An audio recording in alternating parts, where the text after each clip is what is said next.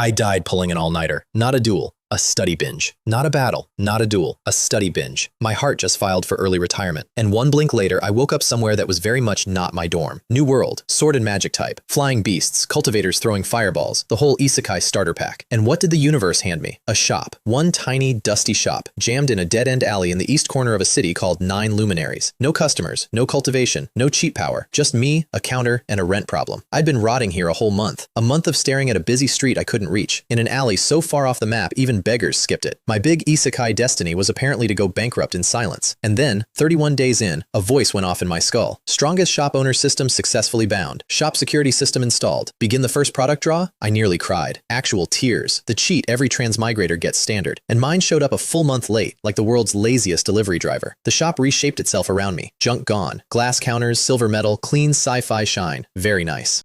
Very expensive looking. I said activate before the thing could change its mind. Darkness. A giant prize wheel the size of a small moon. Spin with your thoughts, it said. So I spun. Prayed for something absurd. A divine sword. An immortal beast. A godly technique. The wheels stopped. Congratulations, you've won Coca-Cola. Cola. I got Coca-Cola. Back in the shop, a neat row of red bottles sat in the display case. Price tag underneath. 10 spirit crystals a bottle. Now, quick money lesson because it matters. Copper, silver, gold. 10 to 1 each. 1 gold coin feeds a normal family for a month, and 1 spirit crystal is worth 10 gold. So a bottle of my cola cost what a family spends in 10 months of eating. For soda. System, you mispriced this. Products from this system are excellent value. There is no mispricing. Since this is the host's first complaint, consider this a warning. A warning. From the vending machine. Cool. Very cool. Off to a great start. Then the product info poured into my head and I shut up fast. Origin brand cola. Main ingredient, Hunyuan spiritual spring water. Drink it and it instantly heals any non-fatal injury. Any of them. That's not soda. That's a spare life in a bottle. Picture 2 cultivators beating each other half to death, both gassed, and one of them just cracks open a cold one and undies. Game over. I tried a bottle myself, obviously. Free samples for the boss. Hiss, fizz, the works. Cola flavor. Sweet. That was my expert review. Nothing happened. No glow, no power surge. I waited. Still nothing. The host is uninjured. How would he feel the effect? Right. That one's on me. Then a mission dropped. Sell your first item. 6 days on the clock. Reward 1 lucky draw. And a status panel bloomed in front of me. Chibi on the insults. 1-star shop owner. Cultivation, none. Revenue share, 10%. Rating, and I quote, the weakest of the weak. Host, hurry up and improve. Being roasted by my own cheat. New low. New low even for me. But I did ask the important question. What if some big scary cultivator storms in and wrecks my shop? The security system makes the host absolutely invincible within a 10-kilometer radius of the store. Invincible. 10 kilometers. Okay, I could work with that. Broke, but invincible. The 2 great pillars of my new life. 5 days later, I still hadn't sold a single bottle. 5 days. I lay in a rocking chair by the door, watching a river of people flow past the alley mouth, none of them turning in. Turns out, world-healing miracle soda doesn't sell great when your shop is hidden behind 3 garbage piles and a wrong turn. Sun going down. No customers again. I got up to close. Opening a shop in an alley like this, you've got nerve, boss. A kid in fancy black robes strolled up. Rich fabric, rich face, rich kid smirk. Finally, a wallet with legs. Good wine needs no bush, I said, not moving. If the product's good enough, business finds you. The kid froze, chewed on that like it was scripture. His eyes lit up like I'd handed him the meaning of life. Good wine needs no bush. Genius. Genuine. I've decided. I, Xie Jingyun, will be your friend. Now, that name meant nothing to me. Fresh off the boat, remember? But in 9 Luminary City, there's exactly one family with the surname Bu, and it's the Marquis of Genon. So this smirking child was the Marquis's one and only son and heir. I did not care even slightly. Come in, look around, spend money. That was my whole interest in him.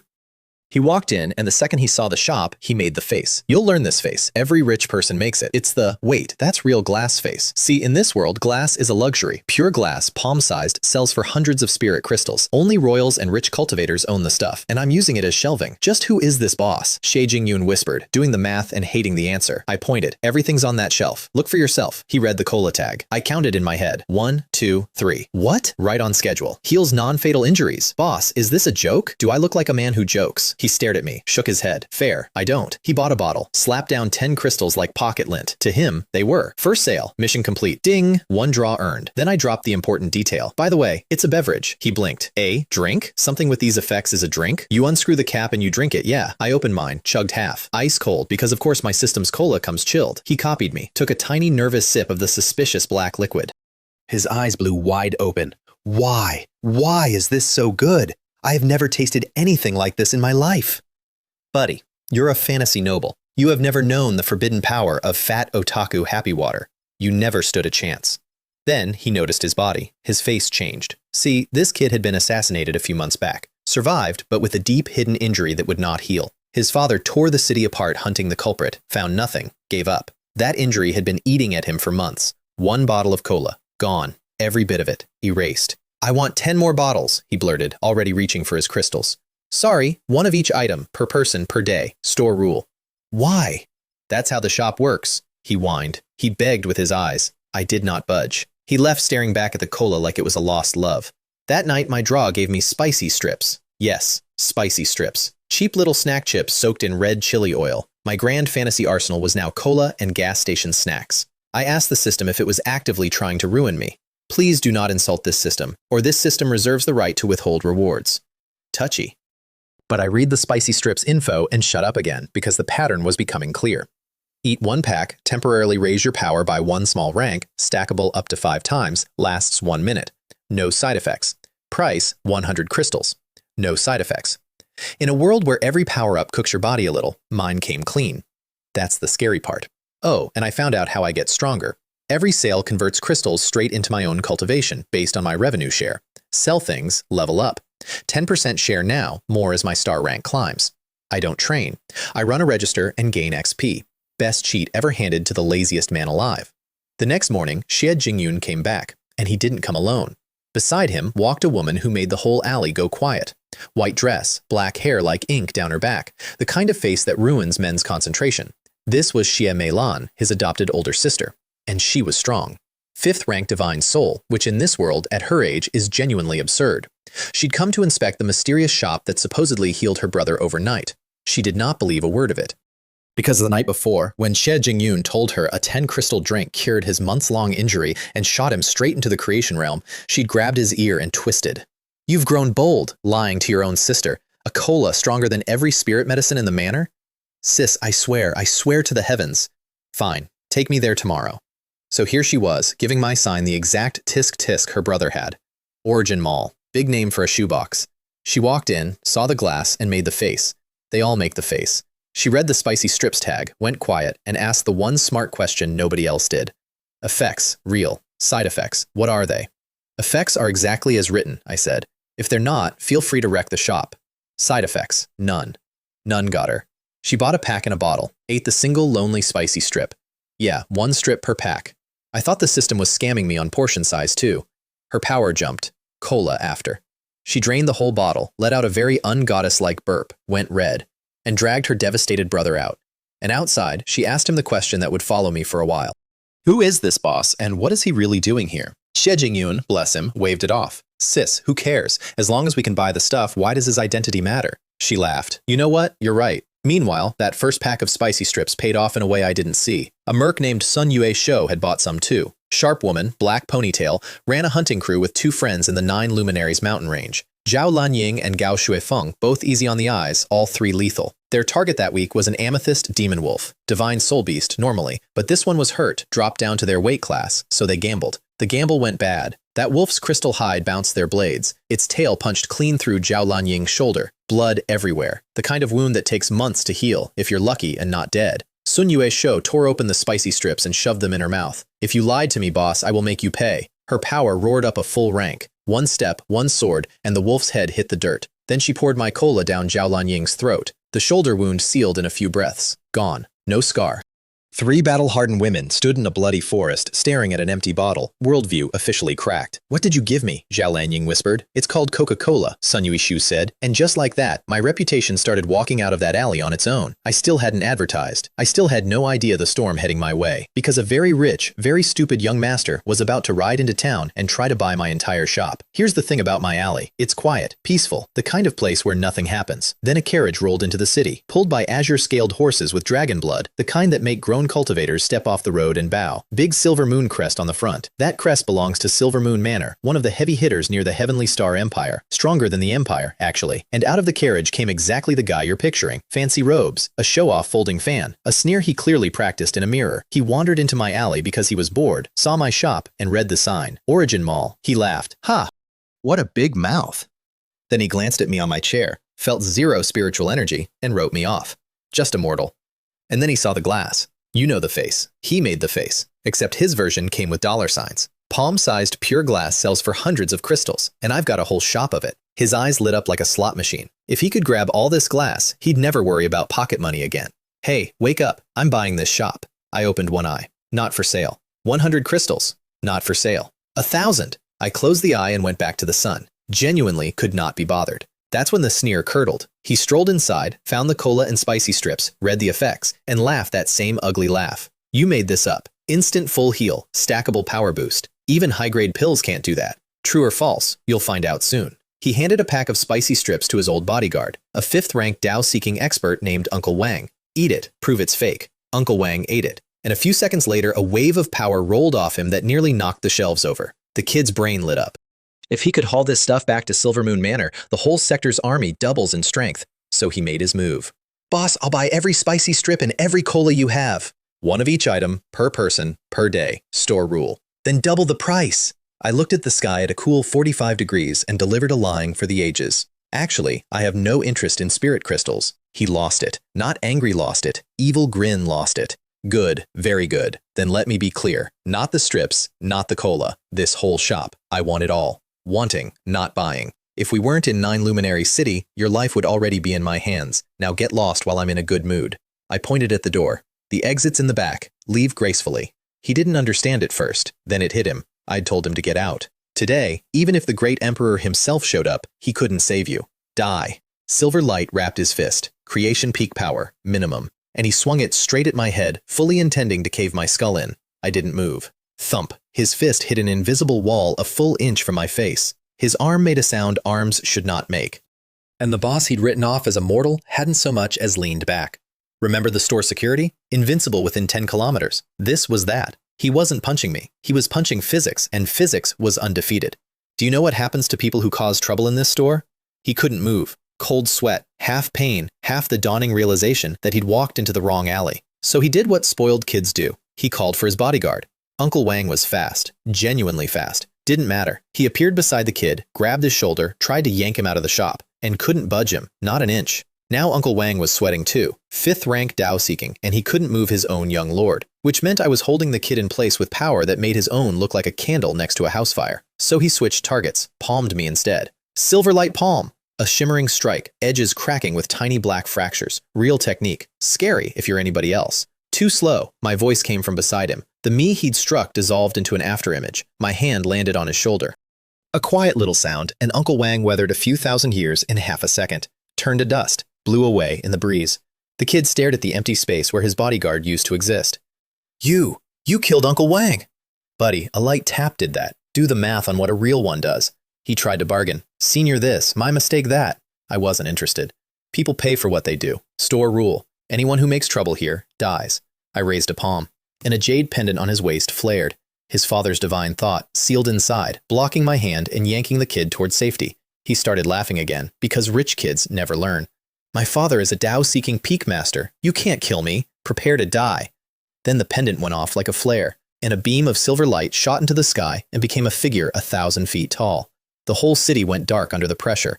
Every cultivator in 9 Luminary City looked up and turned pale. Divine soul masters couldn't muster the will to resist. And a projection this big, this heavy, was standing over my little alley shop like a foot over an ant. Xiao Hai Quan, Lord of Silver Moon Manor, the kid's father. Dao-seeking peak. Very angry that someone had touched his son. Who dares harm my son? Now, quick note on scale because it matters for the punchline.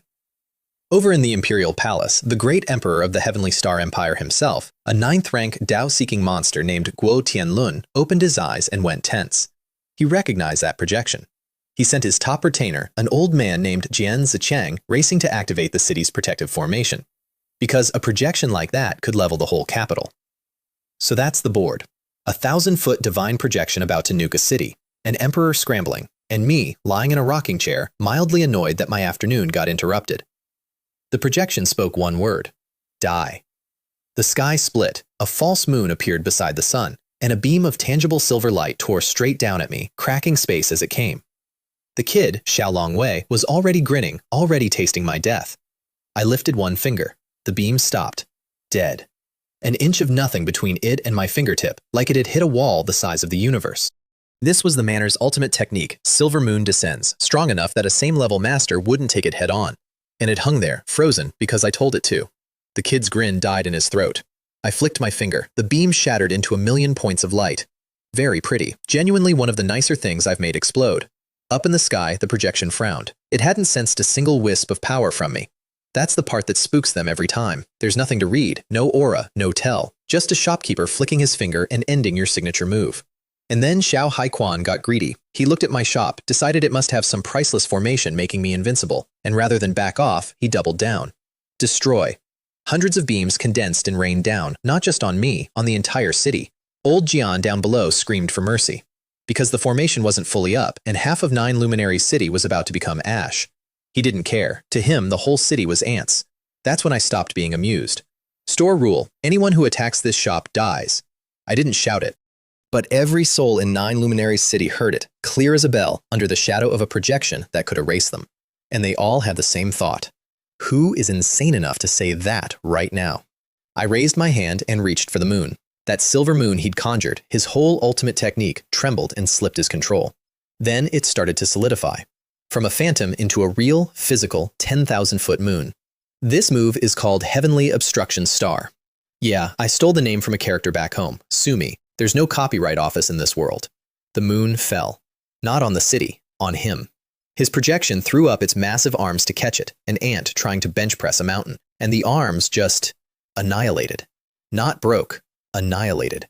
Space itself turned to nothing where they met. Then the moon kept going and the projection shattered mid-shock. Let's call it a day. The moon dissolved into raw energy and vanished. Sky cleared. Show over. Far away in Silver Moon Manor's council hall, the real Xiao Haichuan coughed up blood and went white as paper. His projection, gone. His son's life lamp, out. His only bloodline, dead in a city he'd never even see. His wife ran in screaming. His son was gone. And Xiao Haiquan stood there wrapped in killing intent so thick nobody dared breathe, and gave the order that turns this whole thing into a slow-burning fuse. Every elder, with me, to 9 Luminaries' city, now. An old advisor tried to stop him. The mountain range and its ruins were too important to risk a war over. Xiao Haiquan didn't care. He was blind with grief and rage. And he was marching a manor's worth of elders at the capital. Cool, so I made an enemy, a big one, and I did it before lunch. Back in my alley, the old retainer Jian Zichang, old Jian, wiped his sweat and bowed at me from the sky. I nodded, didn't leave the chair. As far as the world knew, one of the main characters of that sky-shattering battle had spent it lying down in an eastern alley, and nobody had a clue. Old Jian gathered his nerve and came to my shop, saw the sign, Origin Mall, made the face, saw the glass, made the face harder. Then he did the thing everyone eventually does. He called me senior. Not a senior, name's Ye Xuan, call me boss. He wanted to serve me. I passed, but he bought a pack of spicy strips. Felt it launch him to the 9th rank of Divine Soul for a full minute, 0 side effects, and immediately started doing the math on what this would do to an army. Then he asked to buy in bulk. 1 item per person per day. His face fell. Mine fell harder on the inside. Do you know how many crystals a supply deal with the Empire would print? Tens of thousands a day. My 10% cut alone would be thousands, daily. And I had to turn it down because the system's dumb rule pays my rent. As the future strongest shopkeeper, the system chimed in, the host must uphold his principles and not be swayed by money. Sure, principles. That's what we're calling my pockets now. And here's the part that broke me. Old Jian went home and told the Emperor everything. And the Emperor's genius plan, after learning that a hidden god-tier master runs a miracle shop in his capital? Block all information about it. Keep it secret. Keep the crowds away so the scary master doesn't get annoyed. I spent this entire month trying to get customers into my alley. Then the 2 most powerful men in the Empire took one look and decided to hide me from the world. On purpose. As a favor. Thanks, guys. Really. From the bottom of my empty cash register. That night, I earned a special draw. Not the wheel. A gashapon machine. A literal capsule toy machine. Glass dome, red button, the works. My cheat has the aesthetic sense of a bus station arcade. I pressed the button. Out popped Nectar Dew. Let me read you the tag because this one's different. Brewed from the fountain of life. Restores vitality itself. For the dying and the aged, a soul-reaping treasure from the underworld. Price, 100,000 crystals a bottle. Restocks every 7 days. Vitality, not injuries. Life force. The thing that runs out when a cultivator gets old and can't break through and just fades. This bottle refills it, which is a polite way of saying it undoes death's countdown. Old monsters would burn their entire fortunes for a sip. Naturally, I drank some. Free samples for the boss, remember? It smelled like a forest and 100 fruits and the best wine ever made. The whole city caught a whiff of alcohol on the wind that night and couldn't find the source. Sorry, everyone, that was my dinner. Then it started raining. I pulled a little stool to the door and watched the water come down.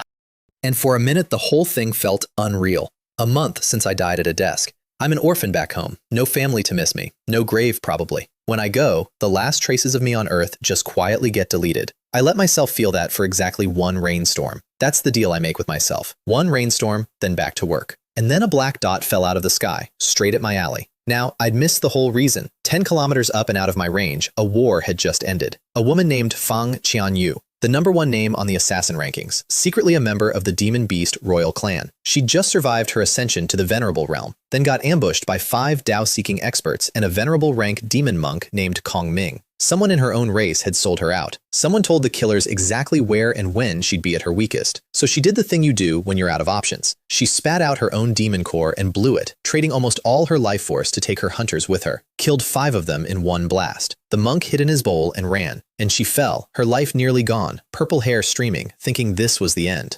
Right toward a shopkeeper who was watching the rain. I stepped off the porch and my figure vanished, and I caught her halfway up the sky. Rain everywhere, and not a drop touching me. I got my arms under her, and I heard my own joints click, because I'd casually used divine soul strength to catch someone who hit like a falling mountain, nearly dislocated both arms doing a good deed. Note to self, even invincible people should warm up first. She was wrecked. Organs displaced, meridians blocked, blood gone, a dozen bones snapped, kept alive only by a thread of purple energy fighting to hold her together. Even a Dao-seeking master would have been long dead. And under all of it, the real killer, her vitality burned down to almost nothing. I carried her inside and laid her on the bed. And yeah, I noticed the face. Hard not to. The kind of face that shouldn't exist, even in a world with makeup and surgery, which back home were basically dark arts. She looked like something banished from heaven for being too pretty. I fixed the easy part first, poured a cola down her throat, bones snapped back into place, wounds sealed, the whole gruesome list undone in a few breaths. But she stayed out cold because cola heals injuries, and her problem wasn't injury, it was that she was running out of life, which is when the timing got weird, because that same night, hours earlier, I'd drawn Nectar Dew, the one thing in existence that refills vitality. I sat there and genuinely wondered if my system had seen this coming, if it knew I'd be catching a dying girl out of the rain, and stocked the cure in advance. I tipped a cup of it past her lips. Life force rolled through her like a tide. Color came back to her face, and her eyes opened, purple, staring up at a total stranger who'd apparently just spent 100,000 crystals keeping her alive without blinking. Neither of us knew what to say. She's an assassin queen who just got betrayed by her whole world. I'm a guy who was bored and watching the rain. Great start to a conversation. Thank you, Your Excellency, for saving my life. It's fine. You kind of fell on me. Then her stomach growled, loud, and the #1 assassin on the continent went red to her ears, because it turned out she hadn't eaten in days. So I did the only sensible thing. I went to the kitchen the system had thoughtfully installed and made her tomato and egg over noodles. Those were the only 2 ingredients I could bully the system into conjuring. Set it down in front of her. She ate like she'd forgotten what food was, said thank you so quietly, it barely counted. And I, a man who has been single across 2 entire lifetimes, completely missed it. Feeding someone at the lowest moment of their life is the fastest way to their heart. I just cleaned up the dishes, told her the washroom was next door, and went to bed. She lay there a long time before she slept. Something had shifted. She'd spent her life certain humans came in one flavor, the kind that hunt her kind for parts. And here was one who caught her out of the sky, spent a fortune, cooked her dinner, and asked for nothing. Morning came with 3 women outside my door, Sun Yu Shou and her crew, back to shop. And halfway through browsing, purple hair came down the stairs. The merc's brains short-circuited. Purple hair, purple eyes, coming down from the boss's private floor. There was, in their opinion, only one explanation. Greetings, madam. Fang Qianyu nearly tripped down the last step. My assassin queen, undone by a job title, she went crimson, ears and all, and managed to stammer out that no, she was just a friend staying the night. The mercs winked at me like a pack of aunties. I kept a straight face. On the inside, I was pleased. 3 stars, great customer service, would recommend. Then the system dropped a mission, hire a shop assistant, and it looked directly at the girl standing in my shop. Fine. Subtle as a brick, system, but fine. I asked her what her plan was. She didn't have one. Rankings, off the table now that her cover was blown. Her own race, full of traitors. The mountain range about to erupt over some ancient ruins. Nowhere to go. So I offered her the job. Shop assistant, Origin Mall. The system immediately tried to change her title to boss's wife. I said no. It asked me to confirm. I confirmed. It confirmed back, then helpfully noted her title could be changed at any time. My cheat is a wingman now. We've come a long way from the vending machine that fined me for insolence. She signed the contract with a drop of blood, purple with tiny stars in it, the sign of the purest royal bloodline. Not that I made a thing of it. And just like that, the #1 assassin on the continent became a minimum wage clerk in a glass shop in an alley. Salary, 1 cola and 1 pack of spicy strips a day. Room and board free. I told her to grab a cola for the cut on her hand. She looked confused, so I ran her through the inventory. Cola, spicy strips, and the nectar dew, which, oh right, is the thing you drank last night. She did the math. Realized she downed 100,000 crystals in 1 gulp while unconscious. A venerable, and even she flinched at that. I told her not to worry. Staff perks, emergencies are free. Her whole face lit up like a kid who just found out the toy came with batteries. For the record, she thought I was some peerless recluse hiding in the city. Couldn't sense a wisp of my power, so obviously I must be beyond venerable, maybe a saint out of legend. She had no idea the truth was dumber. I'm just a guy with a cheat and a lease, but I wasn't about to correct her. Let the assassin queen believe her new boss is a god, great for workplace discipline. She spent the morning reading the product tags and slowly dying inside. Cola, 10 crystals, full heal. Spicy strips, temporary power, stackable. Nectar dew, which we've covered. She'd wandered the continent for centuries thinking she'd seen everything. Now she felt like a country kid who'd never left the farm. Meanwhile, my customer list kept growing whether the emperor liked it or not. Xie Jingyun, my first cola addict, kept coming daily, which I appreciated since he single-handedly paid my bills. He also kept complaining that 2 products wasn't much of a mall. I kept telling him new stuff was coming. He kept pouting. Standard. And one day he came in with a new face. He Mingzi, son of the left chancellor. Handsome, talented, and hopelessly, publicly in love with Xie Meilan, who treated him roughly the way you'd treat gum on your shoe. He'd trailed the siblings into my alley out of pure jealousy, spotted Xie Meilan actually smile at me, and decided on the spot that I was his mortal enemy. Then he walked into my shop and met Fang Qianyu. He was well-read, this one. Recognized the purple hair instantly. Wait, Demon Beast Royal Clan. Said it like a bomb going off. And Xie Jingyun and his sister just looked at her, blinked, shrugged. Yeah, and? The boss keeps company like that. What's your point? Poor He Mingzi.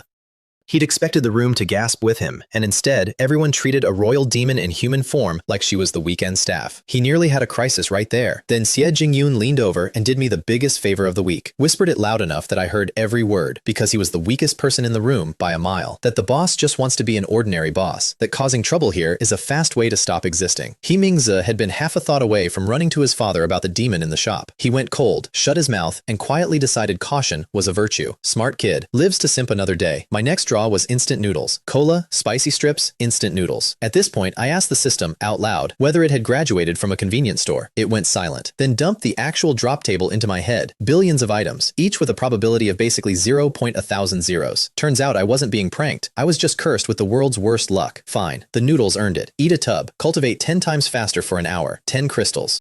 And of course, there was a catch, because there's always a catch. Noodles only work soaked in the store's hot water, so the shop renovated overnight and grew a water heater, filled with life spring water, 100 crystals a use. Life spring water, for context, is auction house rare. A single mouthful sells for hundreds of crystals. I'm using it to make ramen, and charging a flat 100 like it's a vending machine. Fang Qianyu watched me pour it into a noodle cup and looked like she wanted to file a complaint with a higher power. First to test the noodle and water combo was a merc crew. Bald captain named Yang Dekai, 5 hardened killers, brought in by Sun Yushu's word of mouth. They made the face at the glass, made the face harder at the prices, then bought anyway, because the tags don't lie. Then they found out the hot water was life spring water and nearly fainted. Then they found out it cost a flat 100 no matter how much they used. And their faces did a full journey from outrage to grief to religious gratitude. Boss, this is bundled sales. Yes, it is. Enjoy your soup. A few minutes later, I had 5 grown warriors squatting in a row at my door, slurping noodles, spiritual energy crackling off them. And I got this deja vu, like I'd seen this exact picture before, in another life, outside a different kind of shop. That became the shop's whole vibe, honestly. People kept discovering us, kept making the face, kept getting fleeced, kept coming back. Xie Jingyun and He Mingzi showed up mid-slurp and immediately needed their own noodles. The mercs and the nobles started swapping shop gossip like old friends. And somewhere in the chatter, the real news leaked out. The mountain range was getting worse. Beasts that used to hide deep were now roaming the edges. Something called Ancient Ruins was about to open, and the whole continent was starting to smell blood. I wrote 3 rules on a little whiteboard so I'd stop repeating myself. 1 of each item per person per day. No trouble in the store. Troublemakers eat the consequences. No discounts, ever. Fang Qianyu hung it up. It did not stop a single person from asking for a discount. Ever. Then came the draw that changed the shop from a store into an addiction. Trial Tower, an immersive holographic game.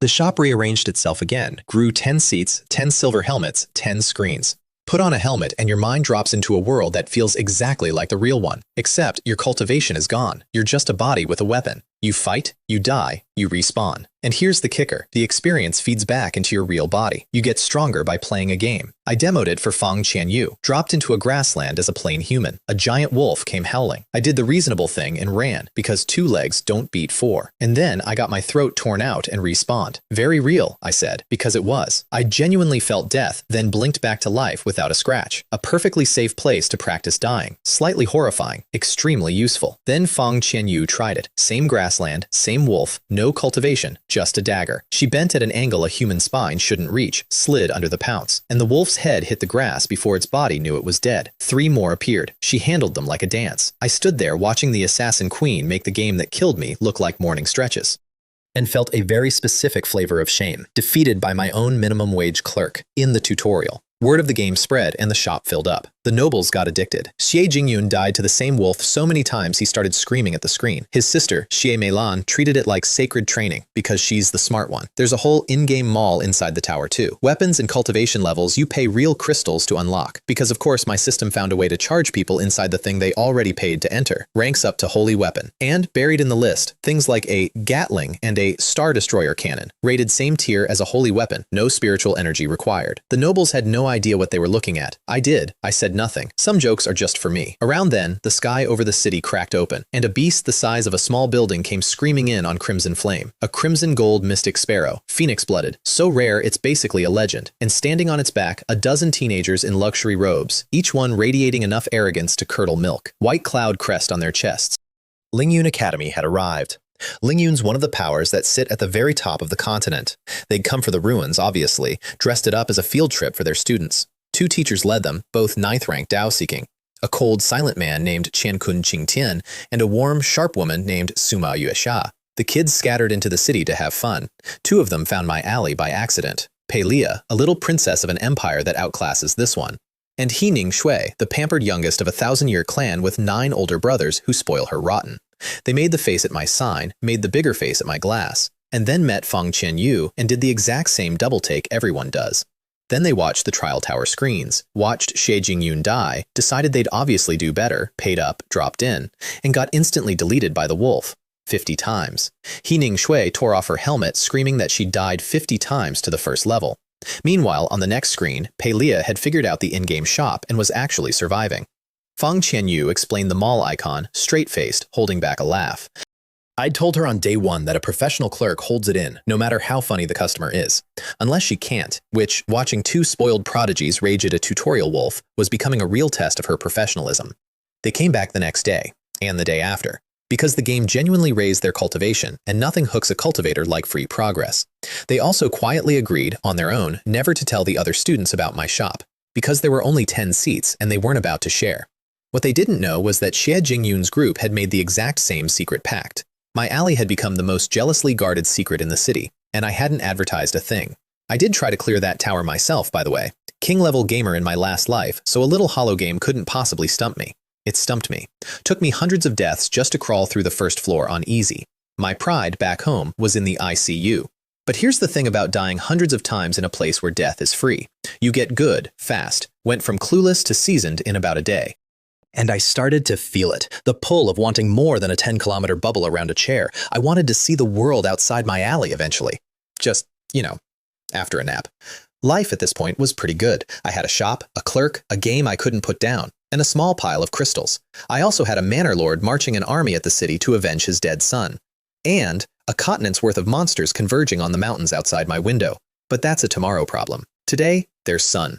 One evening, I decided to take Fang Qianyu out to eat. First time treating my new clerk, so we went to the fanciest place in the city, Fengxian Tower. 3 floors, dignitaries at every table, the kind of spot where the signature dish costs more than most cultivators see in a year. We walked in and the whole room went quiet, all of it aimed at Fang Qianyu, obviously. Purple hair, that face, a fairy who wandered in off the street. As for me, I was the star hiding behind the moon. Some of the diners looked at me with pure jealousy. Why does this guy get the goddess? Is being a little handsome really that powerful? Yes it is. Thanks for asking.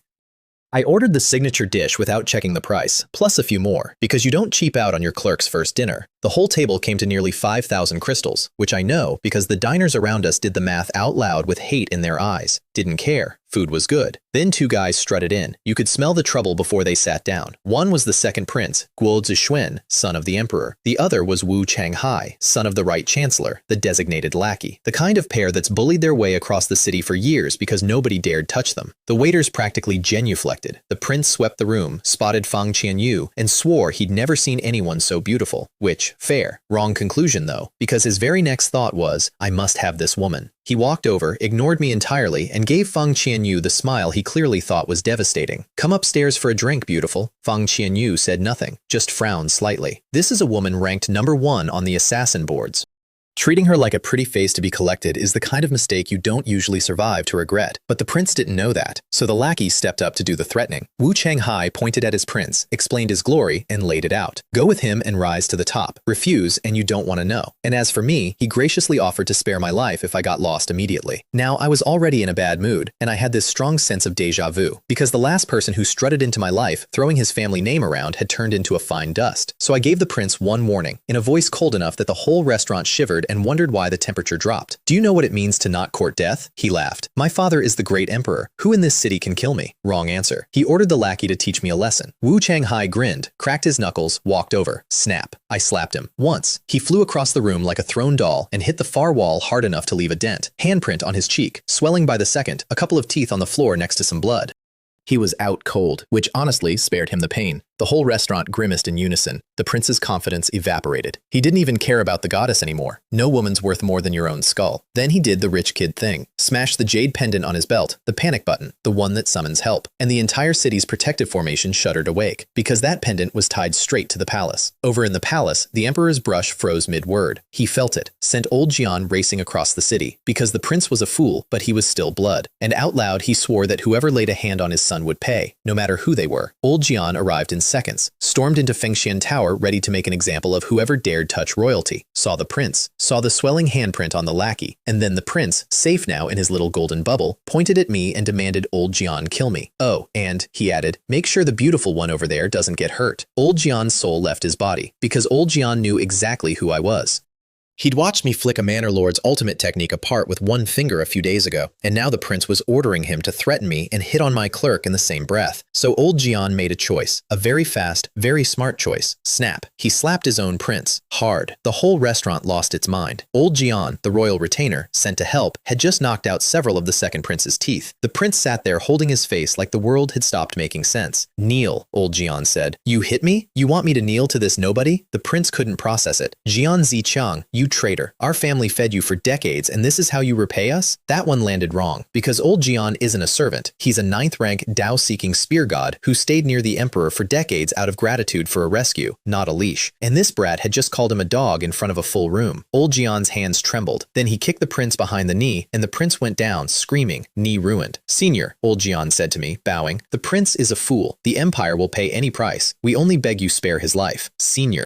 The whole restaurant heard it. A 9th rank master calling this young stranger senior. You could hear the collective realization sweep the room like a cold wind. This is the mysterious master, the one even the emperor bows to. I said nothing. Let it sit. Everyone held their breath. Then I spoke. Bring Guo Tianlun here. Old Jian crushed a talisman and a wave of divine thought shot to the palace. And I watched a Dao-seeking master bow and jump to obey a single sentence from me. That's the good stuff, honestly. Free, and it never gets old. The emperor came in person. Dragon robe, imperial aura, the works. The whole room bowed. And he walked straight past all of it to the young man in the corner, because he already knew who mattered here, and it wasn't him. He looked at me, young enough to have just come of age, and, in his head, filed me under ancient monster wearing a youthful face, because that's the only way an emperor keeps his sanity. I said nothing, which was, itself, the instruction. Handle it. He turned to his son and slapped him across the face. Rebellious child. Then, jaw tight, he gave the order. Strip the prince of his title. Cripple his cultivation.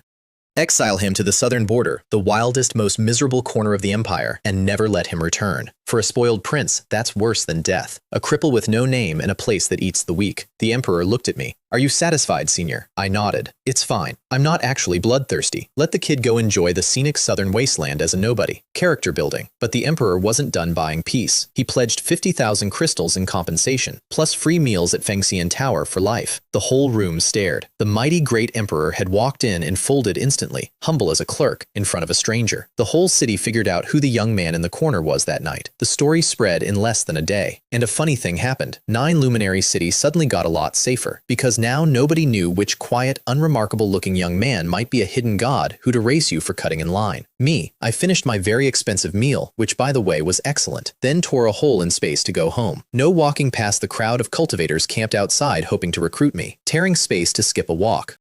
I was getting used to that. Remember the nectar dew old John bought? He didn't drink it right away. He waited for the safest possible spot and the best possible moment. Because when you're about to refill decades of lost vitality, you don't do it in an alley. His moment came that night. The emperor personally opened the imperial mausoleum for him, the safest place in the empire, and stood guard while old John drank. The dew hit him, and years peeled off. Hair back to jet black, spine straight, a 70-something old man snapping back to his 50s. And then all that reclaimed life force turned into fuel. And the breakthrough he'd been stuck below for decades just happened. The sky over the city went black with tribulation clouds. The whole city looked up, lightning the size of arms. Then a bolt as thick as a tree, 9 of them, each one a full Tao-seeking master's strike.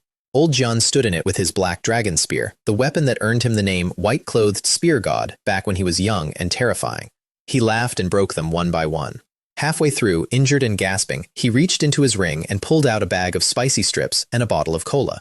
I want you to picture this. A legendary spear god mid-tribulation, watched by a crowd of the strongest cultivators in the region, calmly eating gas station snacks off my shelf. The crowd was baffled. The crowd was also, involuntarily, drooling because the smell carried. His wounds sealed, his power surged past his old peak, and he split the final bolt clean in half. 9th rank of Tao-seeking, established. When it was over, weak and smoking, hair charred, he turned toward my alley across the whole city and bowed. Thank you, senior, for your great kindness. And every powerful cultivator watching connected the dots at once. The mysterious master who broke the manor lord, the one the emperor bowed to, the source of a treasure that can refill life and push a stuck master to a new peak, all of it pointing at one small shop in one forgotten alley. The water in this city, they realized, was very, very deep, and the requests started rolling in. Qiankun Qingtian, the cold Lingyun teacher, was quietly dying. His cultivation technique eats his own vitality, no way to stop it, and he'd seen old Jian walk out of a tribulation looking 20 years younger. So he marched to the palace and asked, flatly, where the life-restoring treasure came from, willing to pay anything. Old Jian just told him, free, because news of my shop was going to spread anyway, and trading it for a favor from a Tao-seeking master was, in his words, risk-free profit. He even mentioned the dew restocks every 7 days. So now a legendary master was on his way to my alley too, willing to hand over his entire fortune for a bottle of soda's fancier cousin. Then the emperor himself came to play. He showed up at dawn and stood outside my door for 2 hours while I ate breakfast, because I wasn't opening early for anybody, emperor or not. When I finally strolled back through a hole in space with my breakfast in hand, he pretended he hadn't been waiting. Dignity, sure. He came in, made the face at the glass, made the face at the space formation, tensed up when he saw Feng Qianyu was a royal demon, then did what everyone does. Ate a tub of noodles squatting against my wall, felt his perception sharpen tenfold, and became a believer. Then he tried to buy a trial tower helmet to take home. He can't afford it, the system told me, blunt as ever. So I told him, straight, you can't afford it. The Emperor of the Heavenly Star Empire told no by a shopkeeper, and he just nodded sadly like that was the correct answer, which, for a divine game, it was. He did unlock the tower's new feature for me though, just by playing. Arena mode. Players fight each other, absolutely fair, weaker side's level sets the match, and you can pick any weapon. He and Old Jian squared off on a snow mountain, 2 9th rank masters going all out with 0 risk. Old Jian actually won. The Emperor's technique runs on the power of a nation's fortune, and there's no such thing inside a game. Old Jian's spear only needs blood. After that, my shop turned into an internet cafe for the powerful. The Emperor and his retainer, the nobles, the mercs, the academy kids, all of them squatting in rows eating noodles, screaming at each other in the arena like it was a ranked ladder. Shi Jingyun and He Mingzi spent entire afternoons losing to each other and demanding rematches. One of them broke through to a new realm mid-game and didn't even notice. Inside my shop's security bubble, a breakthrough that should shake the sky doesn't make a ripple.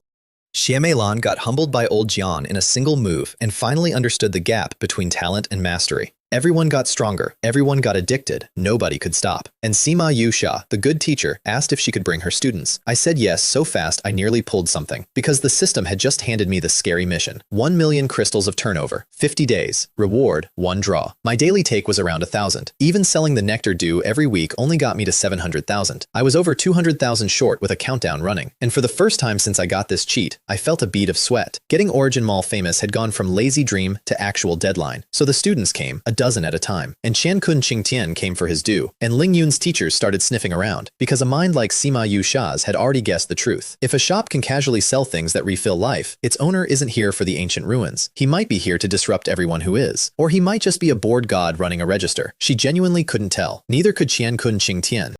Neither, honestly, could I. I was mostly here for the sun. But the whole continent was tilting toward this one mountain range, and the fuse I'd lit was still burning. Silver Moon Manor's grieving lord was moving, a manor of elders behind him, aimed at the capital that swallowed his only son. The beasts in the mountains were fleeing to the edges, driven out by something deeper, and every power on the continent, Ling Yun included, was massing for the moment the ancient ruins finally cracked open. All roads were leading to my alley, and in the meantime, I had a shop to run and a clerk to feed. Speaking of feeding, I got tired of eating out every night, so I told Fang Qianyu to learn to cook. The #1 assassin on the continent, reassigned to kitchen duty. She agreed, sighed a quiet goodbye to her lazy new life, and admitted she only knew a little. No problem. I bullied the system into a cooking tutorial. It huffed that it was a shop owner system, not a foodie system, the exact same line it gave me the night I saved her. Then coughed one up anyway, because I asked nicely. I loaded it onto the helmets right next to the trial tower.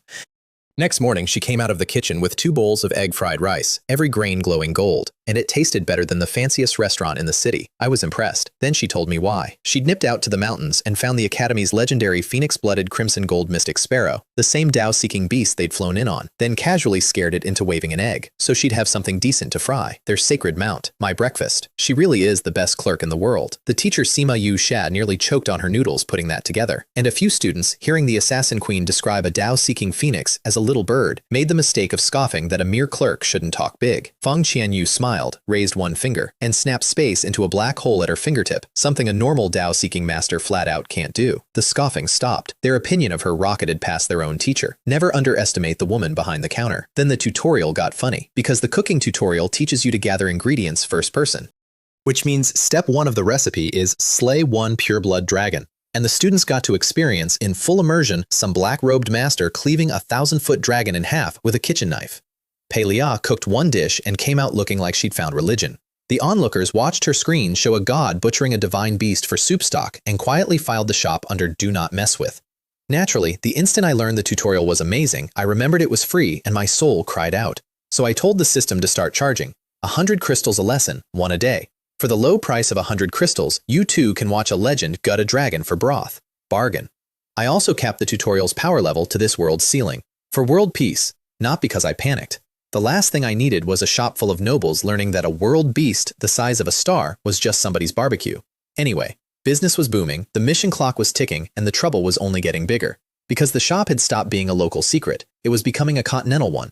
First to slip through was another academy.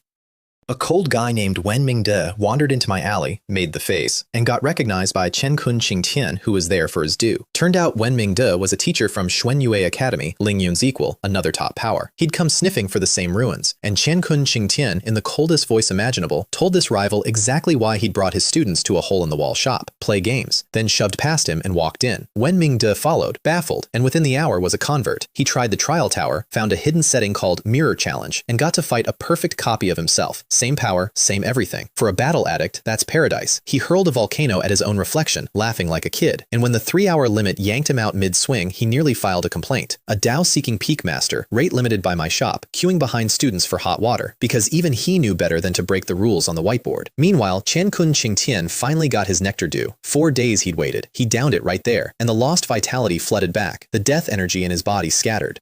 And his stuck cultivation cracked toward a breakthrough. Another skystorm over the city.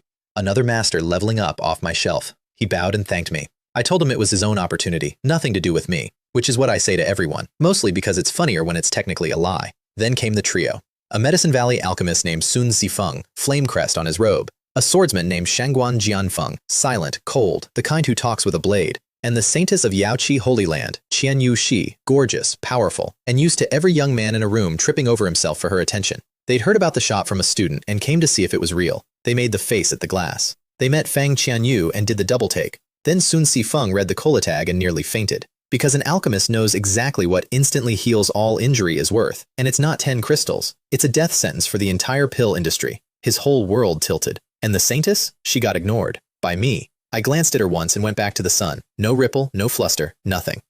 A woman who's never been overlooked in her life, overlooked twice in one shop. It lit a slow fuse of resentment in her. One I genuinely did not notice because I was busy not caring. The three of them nearly came to blows over who'd buy what, right up until they remembered the whiteboard. Fighting in the store, blacklisted forever. 1 item per person per day. The alchemist wanted to buy the whole shop and couldn't. The swordsman actually argued that the 1 per day rule was unreasonable. So I asked him, calmly, whether he'd rather I let people like him clean out the shelves, leaving the next customer nothing. He shut up. The logic's airtight. It's the only airtight thing about this place. They played the game, got hooked like everyone does, hit the 3-hour wall, and left cowed. But here's the part that matters. They didn't leave quietly. They went home and told their bosses. Sun Sifeng walked to a message formation and shot a full report straight to Medicine Valley, to a sect leader who'd broken the Tao-seeking barrier 100 years ago. The elders read about a shop selling miracle pills for 1/100th of the price, run by a mysterious owner nobody had ever heard of. And they got that specific, crawling irritation powerful people get when something is completely out of their control. So they dispatched their third elder, a near venerable, with a team aimed at my city. The swordsman reported to the Diwu family. The saintess reported to Yaoqi. Both sent teams too. So let's total it up. In the span of a few weeks, running a quiet shop in a dead-end alley, I'd drawn the personal attention of the Heavenly Star Empire, 2 of the continent's greatest academies, a legendary alchemy sect, an ancient sword clan, a holy land, and 1 very angry manor lord marching an army to avenge the son I turned to dust, plus whatever's clawing out of the ruins, plus the traitors and the demon monk still hunting the assassin queen behind my counter. All of them converging on 1 alley, on 1 glass shop, on 1 guy who just wanted to sell soda and take naps. The mountains were emptying out, the ruins were tightening like a held breath, and every road on the continent had quietly turned to point at my door. And the shop? The shop just kept getting weirder and stronger right in the eye of it. The system kept dropping upgrades. It doubled the seats to 20. It added a mirror challenge where you fight a flawless copy of yourself, which turned the Emperor and Old Jian and every battle junkie into addicts overnight. It added a full open-world MMO called Casual Mode, 1 shared map. Every player drops in as a powerless nobody and has to survive, gather, level up, hunt for hidden treasure and techniques, all of it feeding back into your real cultivation. The strongest masters on the continent reduced to hungry commoners spearing fish in a lake for XP. And when Wenmingde kept missing the fish, I got to stand there and teach a room of god-tier cultivators about light refraction. Aim below the fish. Physics. I'm bringing science to the cultivation world 1 confused Tao-seeking master at a time. Wenmingde, by the way, became my problem child. Came back the next morning just to stare at my breakfast. I'd made buns from starlight wheat and porridge from volcano millet, treasures he'd hunted for years, and I'd turned them into a Tuesday breakfast. He offered me 50,000 crystals for it, then 500,000. I told him I don't need crystals, which is true, and watched his soul leave his body. Then I felt a little bad and had Feng Qianyu hand him a whole armful of starlight wheat for free. Because the system grows it by the truckload, he nearly wept, swore lifelong loyalty over wheat. Meanwhile, the mission clock ran down. 43 days left, 780,000 of a million already banked. Because apparently a shop the whole continent is obsessed with does decent numbers. And me? I quietly hit the creation realm, going from ordinary corpse to genuine cultivator in under a month, a pace that would make every prodigy on the continent choke. Not that anyone noticed. Inside my shop security bubble, a breakthrough that should crack the sky doesn't make a ripple. That's the part nobody outside the alley understood. Every miracle, every legend, every impossible thing shaking the whole continent traced back to 1 napping shopkeeper and the assassin queen running his register. The emperor bowed to me. 2 academies, a sword clan, an alchemy sect, and a holy land were sending their best at me. A grieving manor lord was marching an army at me, and the mountains were about to crack open and pour something out that would make all of them look small. And here's the thing I keep coming back to. Fang Qianyu. She fell out of the sky half dead, sold out by her own people, hunted by a monk who's still out there somewhere. And she didn't rebuild an empire or hunt down her traitors. She learned to cook. She hums behind the counter now. She scares phoenixes into laying breakfast eggs and calls it a good day. The most dangerous woman on the continent found the 1 place in the world where she gets to just be safe. And it's a glass shop in a dead-end alley, standing next to a guy who caught her once and never asked why. I plan to keep it that safe. Whatever's coming through those ruins, whatever manor army shows up at the gates, whoever her hunters send next, they can all line up. 1 item per person, no trouble in the store. Because the last guy who tried to take something from Origin Mall is a fine layer of dust on my floor. And the whole continent was about to relearn, the hard way, exactly what happens to people who cause trouble in my shop. The relearning started with the Manor Lord. Remember Xiao Haituan? Grieving father, ruined projection, dead son, marching an army? He arrived. 5 of them total. Xiao Haichuan and 4 elders, every one a Dao-seeking master. Basically the entire top brass of Silver Moon Manor emptied out and pointed at my alley. He'd squeezed my location out of the Emperor, who kicked the decision to me first, and I'd sent back one word. Whatever. Come on in, it's fine. They walked into my alley, radiating enough killing intent to make the students bolt inside, and then Xiao Haichuan hit a snag. 2 of my customers happened to be there. Qian Kun Qingtian and Wen Ming De, the 2 academy teachers, both freshly broken through, both stepping between the Manor Lord and my door. Cold faces, Dao-seeking peak pressure of their own. That rattled him. Why were 2 top-tier academy masters guarding a shopkeeper like a treasure? He told them to leave. This wasn't their fight. They didn't. They looked at me instead. Boss, do you need us to help? No need. I walked out. Xiao Haichuan saw me and knew, the way prey knows. This was the man who erased his projection. So he did the only thing his grief could think of. Elders, destroy him. All 5 poured out everything at once. The sky went black. A silver moon rose over the city, bigger and meaner than the projections, the 5 of them stacking their strongest technique into one strike, enough to threaten a venerable. A beam tens of thousands of feet wide, narrowing as it fell, until it hit my alley as a transparent needle sharp enough to score the bedrock. Big aura, power's acceptable.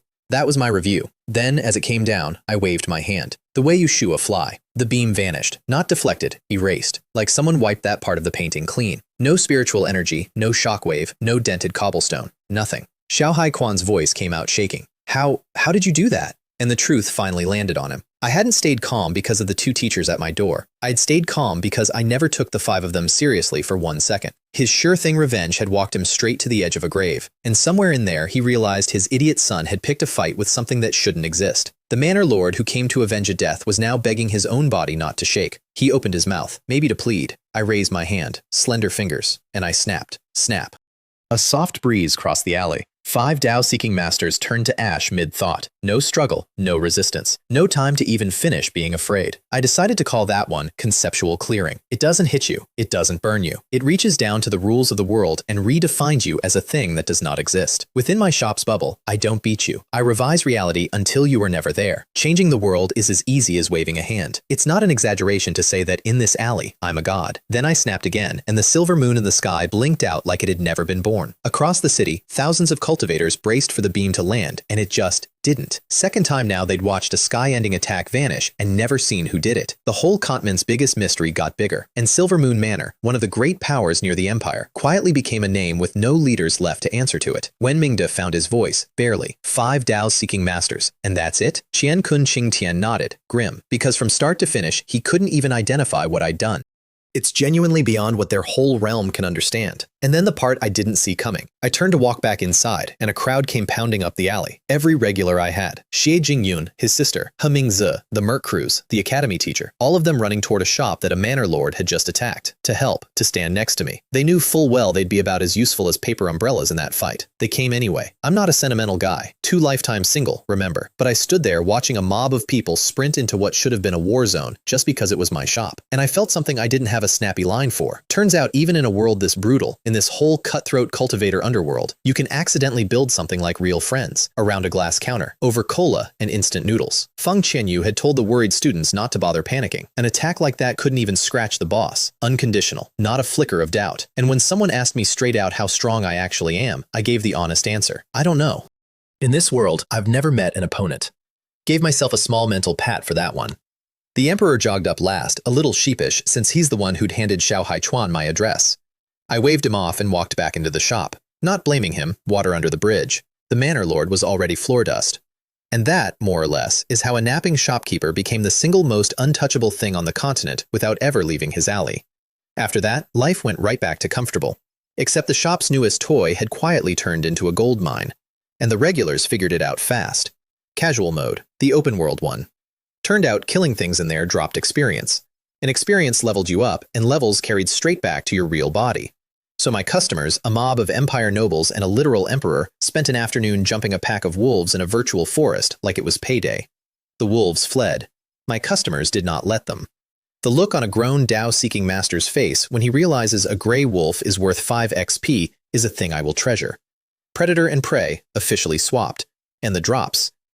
Kill something big enough and it coughs up loot. The teacher Sima Yuexia landed the killing blow on the pack alpha and hit level 4 in one shot, then unwrapped a glowing scroll. It was a legendary grade skill called Night Curse, a free curse that weakens whatever it touches. She learned it instantly, no training, no practice, just plug and play. Then some merc girls stumbled onto a starlight fruit tree, ate the fruit, and walked out of the game 10% stronger in real life, permanently. That's when I watched the whole crowd lose their minds. A game world where you farm monsters for real power, loot real techniques, eat plants that upgrade your actual body. All of it built by me for 100 crystals a head. It's the best deal in the history of the continent, and it's got a 100 crystal entry fee and a 3-hour daily cap, because of course it does. And while the addicts farmed, my clerk went to work. Fang Qianyu wandered into casual mode, found a hidden quest token, and got handed a timed mission: slay a snake demon. Now, everyone else in that world was a fresh level 0. Even the luckiest of them was level 4. Hunting a snake demon at that stage is suicide.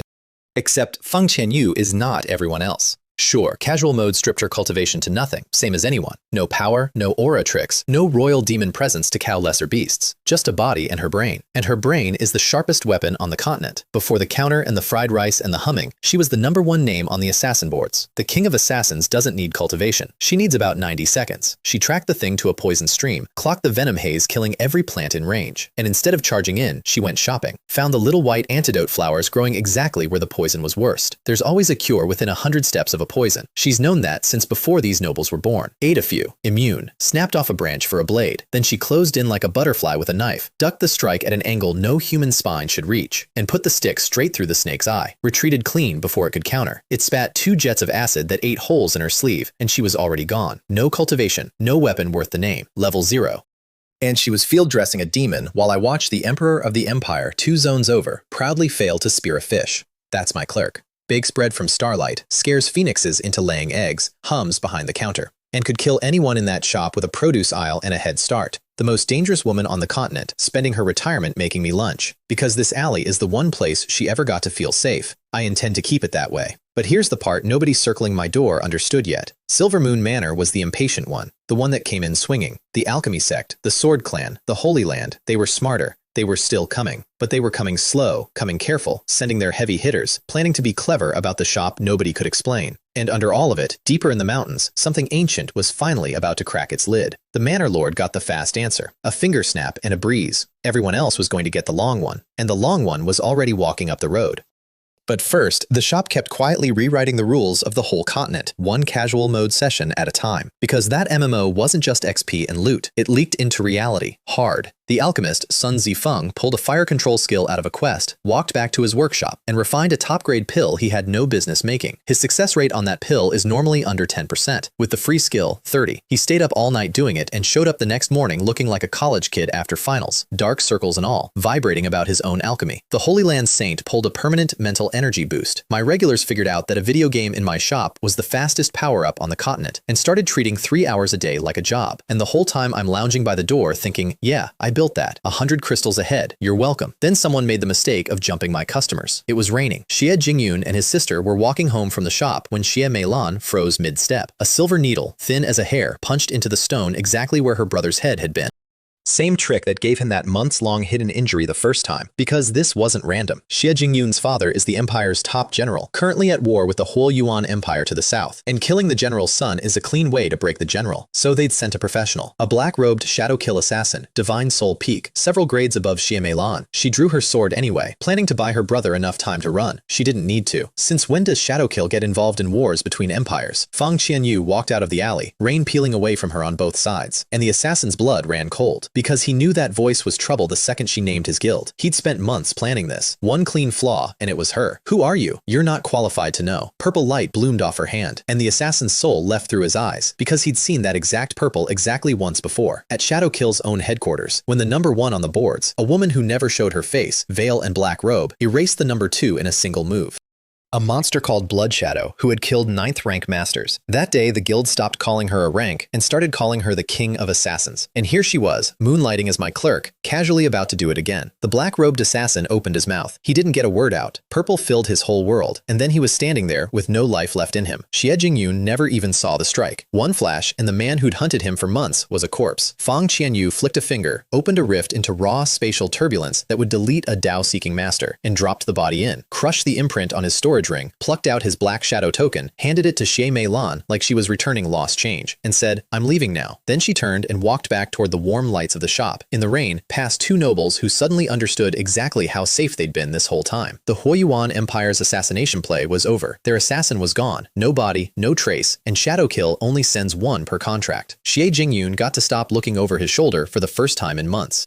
Because he'd made friends with a girl who sells cola, who happens to be the deadliest person on the continent, who protects her regulars. I don't put that on the whiteboard, it just comes with a tab at my counter. That's the thing people kept missing about my alley. It doesn't just heal you and level you up, it looks out for you. One item per person, no trouble in the store. And if the world sends killers after someone who drinks here, the world doesn't get them back. So, the long answer. That same rainy night at the city gate, the clouds started to boil. A thing tore out of the lightning. A 9 nether thunder eagle, dozens of feet of black metal feathers crawling with blue-purple arcs. It dragged an ancient pressure that made the whole gate stop breathing. On its back stood a dozen white-robed figures with that untouchable alchemist air. And at the front, a gray-bearded old man with a blank face and an aura that ordinary cultivators couldn't even look at directly. Medicine Valley had arrived, the legendary alchemy sect, and they'd sent their third elder, a man standing right at the doorstep of the venerable realm, along with their heaviest talent.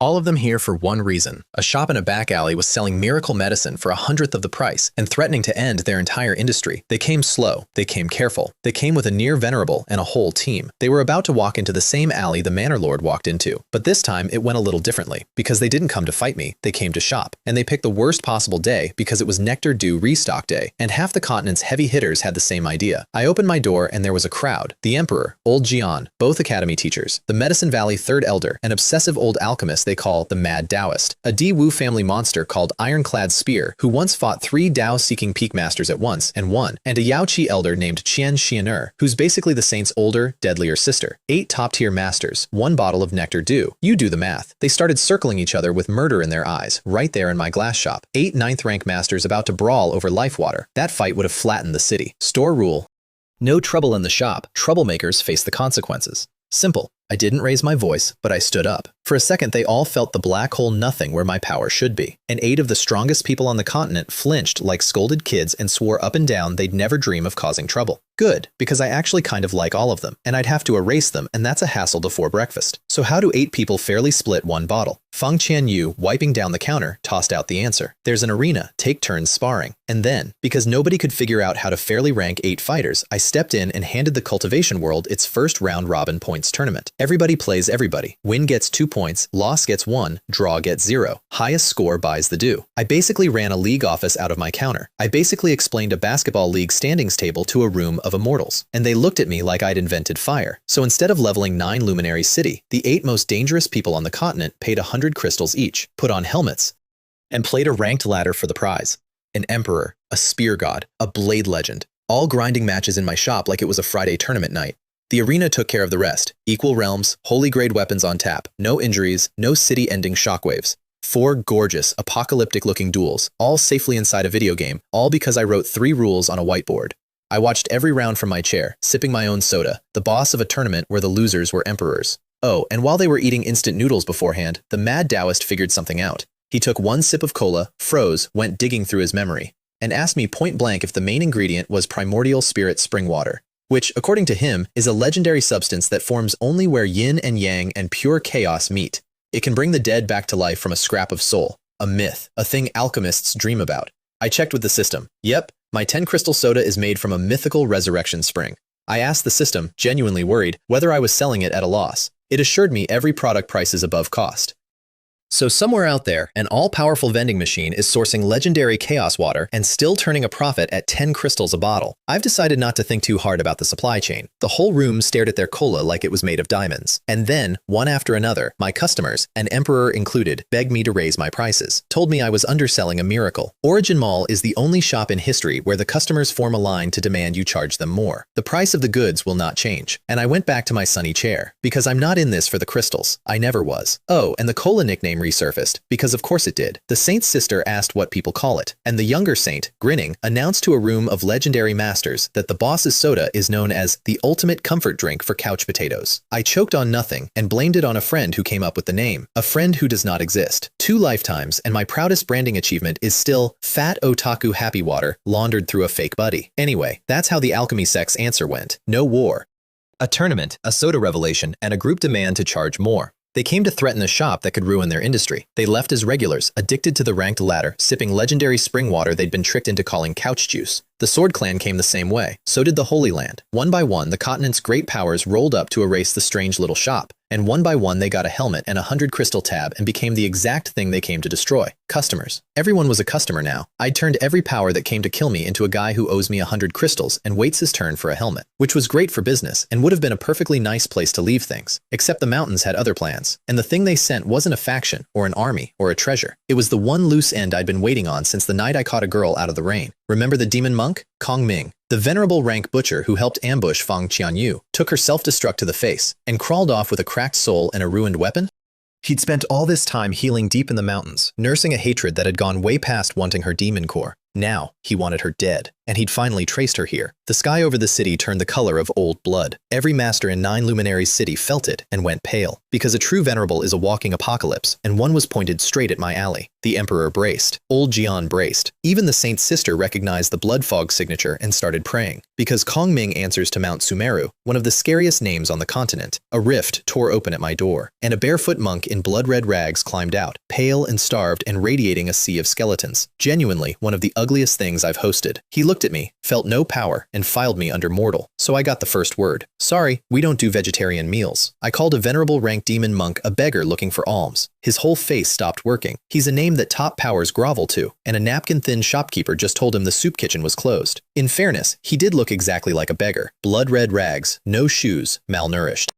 I stand by the read. He ignored me and found Fang Qianyu behind the counter. Sure, he had her. That self-destruct nearly killed you. You can't do it twice. What he didn't know, what nobody who threatens my clerk ever knows, is that she'd been fully healed since day one, off a bottle of my cola. She just stood there, cold, and let him wind up, because she'd already glanced at me, and she knew. He summoned his golden bowl, a saint-grade weapon, and hurled a Buddha's worth of killing force through my open door. Space folded. The customers felt death brush their necks and only lived because of the shop's shield. The bowl hit my doorframe, and I watched it stop. Dead. No boom, no crater. The saint-grade weapon just switched off, every scrap of power draining out of it in an instant, and clattered to the floor at his feet like a dropped pan. My doorframe didn't even notice. Kong Ming stood there staring at his own dead artifact, coughed up blood, and screamed that it was impossible. A legendary weapon turned into scrap metal by my entryway. I'd let it hit on purpose, honestly. Wanted to see how good the shop's security really was. Verdict: extremely. He realized far too late that the mortal shopkeeper was the actual monster. So he went all in, slashed off his own left arm with his bare hand, blood everywhere, and triggered a self-cursing technique to shoot himself up to 3rd rank venerable.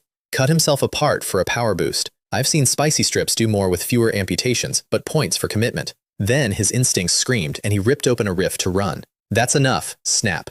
His body vanished mid-escape. No shockwave, no aura, just a venerable unhappening between one heartbeat and the next. Then a little golden figure shot out of the top of his skull, his true spirit. The last-ditch soul backup that lets a venerable cheat death and rebuild later. It dove for the rift, sneering, certain it had gotten away. It hadn't. It dimmed halfway, let out one strangled, "How is this possible?" and winked out. Body and soul, gone. Conceptual clearing doesn't leave a save file. Fang Qianyu stood there, and for a second the assassin queen just looked stunned. The thing that had haunted her, the reason she fell out of the sky half dead, the loose end that could have followed her forever, was a smear of nothing on the cobblestones, erased in the time it takes to snap. "Thank you, boss." I waved it off. "You're my clerk. I'm the boss. Anyone who wants to trouble you goes through me first. And nobody gets through me." I said it flat, the way I say everything. But she smiled behind the counter for a long time after, chin on her hand. And the customers all winked at her like they'd figured out something I apparently hadn't. Cold on the outside, they kept saying. Warm underneath. Whatever. I just don't like people breaking my clerk. It's bad for morale, and worse for lunch. Here's the part that lands quiet, though. Not long before Kong Ming showed, another group swept the mountains. Purple hair, purple eyes, led by a 3-eyed high priest who can read the traces of time itself. The Demon Beast Royal Clan. And at the front, a girl who looked almost exactly like Fang Qianyu, her little sister, searching, desperate for any sign of her, and finding nothing. Not a thread, not an echo, not a whisper. Because the day Fang Qianyu pressed a drop of blood to my employment contract, the shop severed her from the world's karma completely. She's so thoroughly safe now that not even a time-reading venerable can locate her, not even her own family. The most protected person on the continent, humming behind a counter, invisible to the sister who's out there in the rain looking for her. She doesn't know they're looking yet. That's a thread for later. Because past all of this, the mountains were still tightening. The ruins hadn't cracked. The whole continent's worth of powers I'd turned into customers were all still here, all still circling, all waiting for the same thing to open. And whatever comes out of those ruins is going to be the first thing since I got this cheat that I can't handle with a nap and a finger snap. So that's where my little shop stands. One dead son, one erased manor, 5 ashed elders, one deleted demon monk, an emperor who bows, academies that grind my ladder, sects that beg me to charge more, a clerk who is the deadliest and safest person alive, and a mountain full of something ancient, holding its breath, about to exhale. I came into this world with nothing but a dusty shop and a month of bad luck. Now the continent reorganizes itself around my alley, and the strongest people alive line up for soda and can't figure out who I am. 1 item per person, no trouble in the store, no discounts. And when the ruins finally open, the whole world's going to relearn the last rule the hard way. But before the ruins, the shop had one more gift to hand my clerk, and the sky threw a tantrum about it. For clearing the Kong Ming quest, the system gave me a special draw. I got Origin brand mineral water. Tasteless, boring. It permanently raises your talent, the one thing in this world that's supposed to be fixed at birth, decided by your bloodline, impossible to change. I drank a bottle and upgraded to some innate spirit physique, which sounds amazing and does nothing for me since I level up off sales, not talent. The system basically confirmed I'd been low talent this whole time and softened the blow with the world's most polite insult. Cool, thanks. Then I handed a bottle to Fang Qianyu. She drank it, closed her eyes, and the shop lit up purple. Power poured off her, her hair lifted in a wind that wasn't there. And behind her, a phantom rose, a fox, 9 tails, each one carrying enough destruction to end an era. Because the mineral water didn't just bump her talent, it kicked her bloodline all the way back to its origin and revealed what my clerk actually is. Not just a demon beast royal, not just the king of assassins, an ancient divine beast, a 9-tailed purple sky fox, a bloodline that in all the continent's legends has never once appeared. Because 9 tails means past saint. The girl who sells my cola and burns my toast is a myth that the myths tell stories about. And I'd handed her that bloodline in a water bottle, because to me it was just another draw. And heaven noticed. The sky went black, thicker and meaner than any tribulation before it. Old Jian took one look and went gray, because this wasn't normal lightning. This was ancient thunder tribulation, the kind that only shows up when something heaven-defying tries to be born, built for one purpose, to erase the thing that shouldn't exist. 9 out of 10 beasts who face it die. Fang Qianyu, still only first-rank venerable in raw power, could not survive it, and she knew it, so she did the thing she always does. She squared up to walk out and take it alone, so it wouldn't touch the shop, so it wouldn't touch me. Wait! I walked out first. The clouds froze, hunted for their target, and dropped the bolt of purple lightning that shredded space on the way down, each strike worth a full venerable's everything. Did I tell you to come down? I didn't shout it. Under a sky-ending tribulation, my voice should have been nothing. But the words landed on the world like law, and the lightning stopped. Mid-air. The whole vortex quit spinning, because when you control the rules deep enough, you don't dodge the heavens. You tell them to hold still, and they hold still. The bolt was trembling, an apocalypse-grade tribulation, shaking because I was annoyed at it. I hadn't even raised my voice. Get out, I said it once, quietly, and the ancient thunder tribulation ran, faster than it came. The clouds scattered, the sky went blue, and the legendary heaven-defying calamity that erases divine beasts turned tail and fled from a shopkeeper who'd skipped his afternoon nap for this. I turned around, patted my stunned clerk on the shoulder, and told her it was fine now. She smiled behind the counter for a long time again. Even the heavens don't get to touch my staff.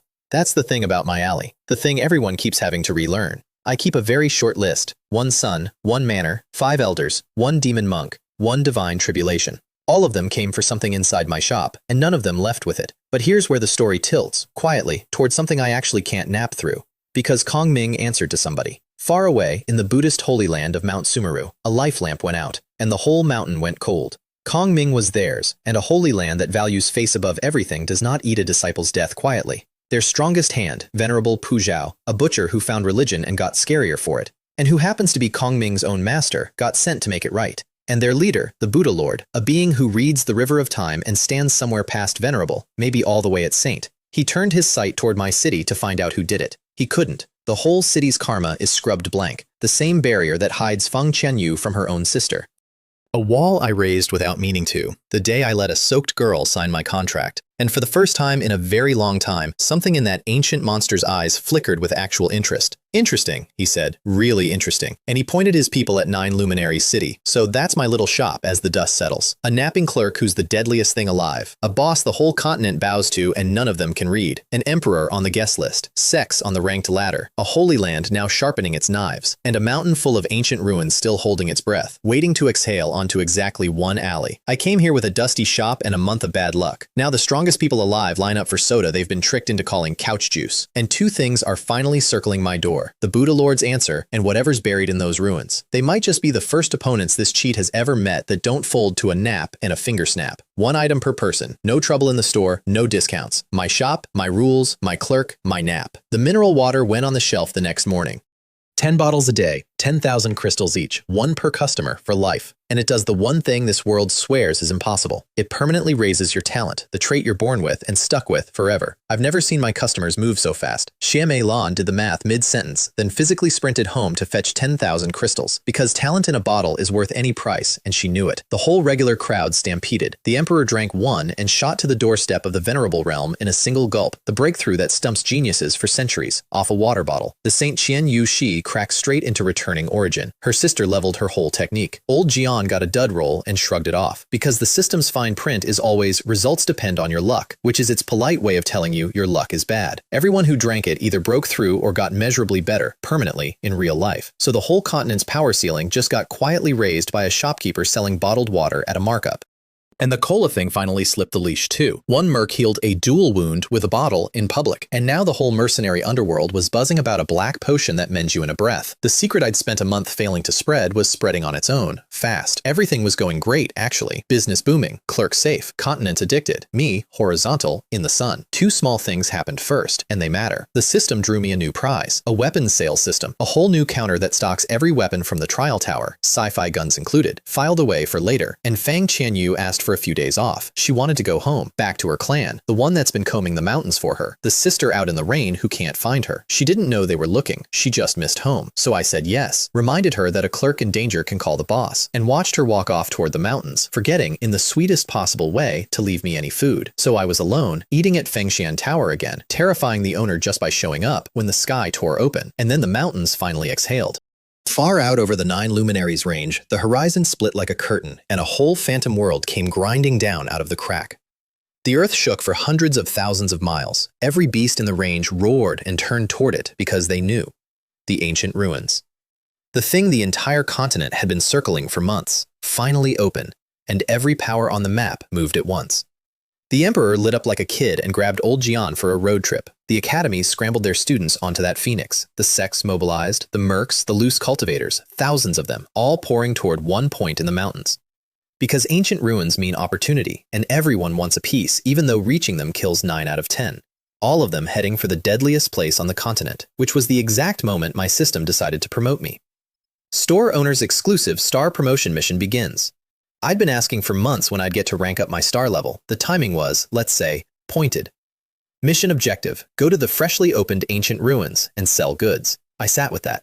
System, are you shopping for a new host? My actual strength is 3rd tier, divine soul at best. The ruins are where venerables and near saints go to murder each other over treasure. Sending me into Hawk Soda is a very creative suicide, but the system, for once, had my back. On an official mission, outside my shop, the invincibility buff comes with me, so I'd be just as untouchable in the apocalypse as I am in my alley. Small catch, no force selling. I can't walk up and shove cola at people, and I can't strong-arm a sale, which, offended as I pretended to be, was exactly the plan I'd had 30 seconds earlier. Then it told me to prepare, so I did the only sensible thing a man about to walk into a war zone can do. I packed my kitchen. All of it. Pots, seasoning, the works. Because exploring ruins takes days, the ruins would be crawling with high-grade beasts. And I'd been watching an awful lot of cooking tutorials with ideas I wanted to try. Then I learned one more recipe, hung the on leave sign on my door, and let the teleport array grab me. Wind screamed through the shop, and I was gone. I reappeared in the deep mountains, dizzy, ears full of roaring.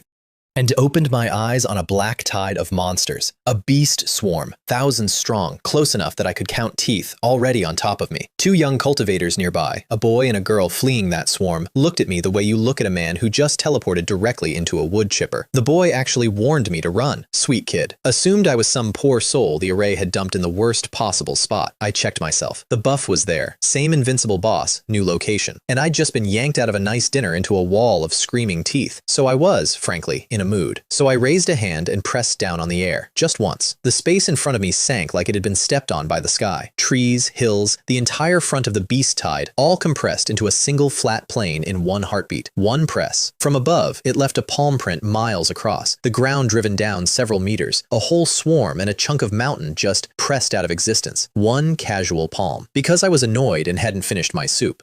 The boy and girl stood there, mouths open, the word help dying in their throats, staring at the mild-looking stranger who'd flattened a beast tide the way you'd swat a table. And that's how it went. After 2 months of napping in an alley, of the whole world coming to me, the napping shopkeeper finally walked out his front door, into the one place that was supposed to be over his head, invincible, bored, carrying a kitchen, open for business. The ancient ruins had been the thing every power on the continent bled toward, the prize buried past 100 deaths, the one arena that was never meant for a guy like me. The system just rebranded it. New sales territory, grand opening. And me? I'm about to be the only shopkeeper in history to set up a register in the apocalypse, protected by a cheat none of these legends can read, selling cola to whoever survives long enough to pay. One item per person. No trouble in the store, no discounts. The ruins don't change the rules. The rules just moved in, starting with those two kids. They were Tang Qian-kun and Tang Li-hua, disciples of a place called Chongming Pavilion, a sect that reads fate and the secrets of heaven.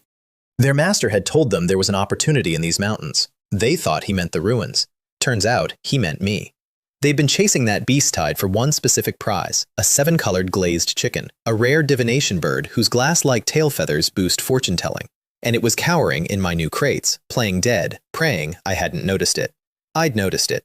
I plucked it out of the air. The kids braced to fight me for the tail feathers, because to a fortune-telling sect, that bird is a treasure. So I told them the feathers were theirs, because I didn't want the feathers. I wanted the chicken. As in, dinner. See, right before I left, I'd watched a cooking tutorial for glazed chicken. And my clerk was off visiting family, and I was not about to eat ruins rations like some amateur. The kids stood there thanking me for the priceless feathers while I started plucking their sacred bird for the grill. And I could see the exact moment they realized this weird, calm stranger was going to barbecue their divine treasure. The girl was hurt, a deep gash from the tide, so I offered her something. Ever heard of Coca-Cola? She hadn't. Nobody out here has. I handed her a bottle. She eyed the fizzing black liquid like I was poisoning her, drank it anyway, on faith, and made the face, the one every first-timer makes, delight crashing into disbelief. Then her arm sealed shut, a bone-deep wound, gone in a breath, no scar. Divine intervention, the boy called it. Then I gave the young man a look. He didn't get it. So I spelled it out. Thank you for your patronage, 10 crystals. I flattened a beast tide, gifted them a fortune, and cooked their bird. And the part that broke them was me charging 10 crystals for the soda. The girl laughed so hard she had to cover her mouth. I don't do this for fun. I do it because I'm a boss, and the cola costs 10 crystals. And rules are rules, even in a crater. Then I opened the catalog. Because the mission came with a mobile version of my shop, a floating screen that sells everything Origin Mall stocks, rules and all. 2 Changming Pavilion kids staring at a menu that offered a soda that heals, a snack that raises your rank, water that raises your talent, and a wine that refills your life. The most expensive item, 100,000 crystals, all priced like a corner store. They emptied their wallets. Twice, actually, before we parted. Oh, and the boy tried to diamond me, cracked out a little jade tortoiseshell, poured his power in to read my fate, and the shell shattered and kicked blood out of his mouth, because there was nothing to read. My karma's a blank wall. Same thing that broke the Buddha Lord's sight, same thing hiding my clerk. To a fortune sect, a man with no fate is a walking impossibility. He decided he was just too weak to see me. Sure, kid, that's the reason. Meanwhile, I finished the chicken, and I want to be clear about what went into it. I asked the system for a lotus leaf and got a Tong Tian He, a heaven-piercing lotus so rare their sect master treasures it above his own disciples. I glazed the bird with purple cloud honey, a substance that improves your odds of surviving a tribulation. Both of these are legendary treasures. Both of them were, to me, condiments. The boy watched me wrap a mythical bird in a mythical leaf and paint it with mythical honey, and I genuinely thought he was going to cry. It came out gorgeous, glass skin, purple shimmer, a faint aura of cosmic truth baked right in. I tore it in half and shared it, which drew every beast for miles toward the smell. And Tang Qian-kun panicked, and I told him not to worry. Kill as many as come. They came. They hit the edge of my range. They turned to ash, one after another, a whole night of monsters quietly deleting themselves at an invisible line, until even the Tao-seeking beasts gave up and the forest went silent. The kid slept next to a man who erased an entire night's worth of predators without opening his eyes. And the chicken, for the record, was good. Still not as good as Fang Qianyu's. I missed her cooking already. Come morning, I split off from them because I had a job. Sell to as many people as possible. And out here, off the leash of my own store's rules, I could finally do something I'd been forbidden to do for months. Actually chase a sale, which is when a Tao-seeking tiger tried to mug me. Big black thing, 10 meters of muscle, gold eyes, 7th rank, strong enough to run a small sect. It landed in my path, couldn't feel a wisp of power off me, assumed I was easy prey, and demanded my storage ring. Do you know how long it had been since the system let me hit first? Months, and this tiger was volunteering. It swung one claw. I let it land. A few heartbeats later, it was face down in the dirt, ears flat, both paws clamped over its own head, whimpering apologies to Senior. One claw. That's all it got out. And instead of finishing it, I looked it over, this big, sturdy, handsome beast, and thought, you know what I don't have yet? A ride. It refused, on principle. A proud Tao-seeking beast does not become some human's mount. So I showed it a bag of spicy strips. It held firm. Then I showed it a bottle of mineral water and told it what the water does. Raises your talent, permanently. For a beast, that means raising your bloodline, the one thing you're born stuck with. The tiger's eyes went wide and its dignity evaporated. It ate the bottle whole, chewed the glass and all, because manners are for creatures who haven't just been offered a bloodline upgrade. And it worked. Dark gold patterns bloomed across its fur, its whole lineage leveled up, and it roared hard enough to level the trees around us while I stood in the blast, untouched. How about you be my mount? To be Senior's mount is my honor. Zero hesitation. Yao Beast will never be a slave, it informed me proudly. Unless you provide room, board, and apparently talent in a bottle. So, I hopped onto the back of a freshly upgraded divine tiger and rode into the apocalypse in style. It turned out to be a relentless chatterbox, peppering me with questions the whole flight. Are you an elder of some great power? Why don't you just fly? Senior, you're so strong. Until I was genuinely reconsidering my life choices. I told it the truth. No, I own a shop. It could not process that. Neither can most people. So there I was, riding a talking tiger into the deadliest place on the continent, a floating soda menu at my fingertips, a kitchen in my pocket, invincible and bored and open for business. The whole world had spent months bleeding toward these ruins for a shot at power. I came to sell them lunch. The tiger's name turned out to be Decai Feng Bao, and he never once shut up. But he let one useful thing slip. He's Demon Beast Royal Clan too, same as Fang Qianyu. And the clan isn't one species, it's every ancient divine bloodline under one roof. And their high priest had sent him here because something huge was happening. The ruins, the beast tides, the whole convergence, it was all tied to the 9 luminaries range and the rise of the Yao beasts. There was a real secret buried under all this. Hold that thought. We reached the ruins' mouth and it was a war waiting to start. Hundreds of cultivators, packs of beasts, a dozen Tao-seeking masters, all of them coiled and glaring, humans and monsters an inch from tearing each other apart over a prize that hadn't even fully opened. And into that powder keg rode a mild-looking young man on the back of the Black Tiger King, a beast famous for hating humans, now serving as somebody's saddle. The whole clearing went silent trying to figure out who I was. Then the Emperor and Old Jian landed, took one look, and greeted me with total deference, and the crowd did the math. 2 Tao-seeking peak legends bowing to a stranger means that stranger is past venerable. The awe rolled through them like a wave. They asked why I'd come to the ruins. Then cooped up in the shop, felt like a walk. An Emperor's jaw did a little twitch. Then I got to the real reason. Also, there's a lot of potential customers here, and I opened for business. I waved up a 100-meter storefront, a floating sci-fi menu hanging over the ruins like a billboard from another world. Nobody wanted to be the first to buy, that nail that sticks up instinct. So Decai Feng Bao's old friend, a golden demon ape, broke first and bought the whole catalog. He ate the mineral water, class and all, because demon beast table manners are a myth, and his bloodline detonated into something ancient, a fighting holy ape, a divine line thought extinct. Then a dying elder named Ma Zhentian, hundreds of years stuck and out of lifespan, drank the nectar dew and got young again in front of everyone, wrinkles smoothing, white hair going black, a whole rejuvenation on the spot. That broke the dam. The entire clearing stampeded my storefront. Tao-seeking masters, divine beasts, the strongest crowd on the continent, all elbowing each other to buy soda and snacks and talent water at corner store prices. It got competitive fast. One young man scored the last mineral water and instantly became the most hunted person in the mountains, a bidding war erupting around him, 1 million crystals. Then more, an old monster named Chu offering a fortune plus a favor to buy talent water for his unborn grandson. They nearly came to blows. No fighting during Origin Mall business hours or you're blacklisted, I mentioned. And a dozen Apocalypse tier warriors instantly stood down like scolded interns. My whiteboard reaches even here. And the best part, the part I only caught by eavesdropping. The crowd had a theory about me. They decided, very seriously, that a mysterious master selling miracle medicine at rock-bottom prices could only be doing it for one reason: to wage economic war on Medicine Valley, the great alchemy sect. They were nodding at each other, proud of cracking my grand scheme. Meanwhile, Medicine Valley's own third elder is a loyal regular who begs me to charge more. I said nothing. Some theories are too good to correct. By the time I left, I'd turned the entire gathering into customers, pocketed close to 1 million crystals in one afternoon, and quietly hit the 4th tier. The whole continent bled toward these ruins for a shot at power, and the ruins opening day headline turned out to be a guy on a tiger running the best-attended soda stand in history.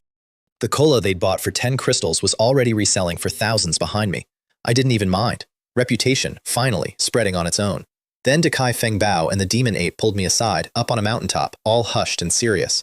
There was a real secret here, they said, the true reason the ancient ruins had opened at all. It tied back to the clan, to the Yao beasts, to everything. Decai Feng Bao took a breath to tell me the one thing this whole story had been building toward, and the system cut him off. Warning, shop assistant Fang Qianyu is in mortal danger. Teleport immediately? I didn't hear the rest of the secret. I didn't care about the ruins, the treasure, the war, the mystery every power on the continent had bled for months to reach. My clerk went home to visit her family, the family that's been hunting the mountains for her, and something out there had her at the edge of death. Yes.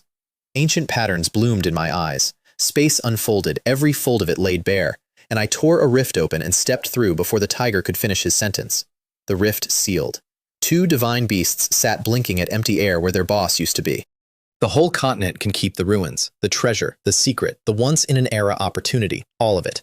There's exactly one thing in this world that gets me off my chair and out of a sale mid-word, and she's about 10,000 crystals of soda in the red. And somebody just made the last mistake of their life by touching her.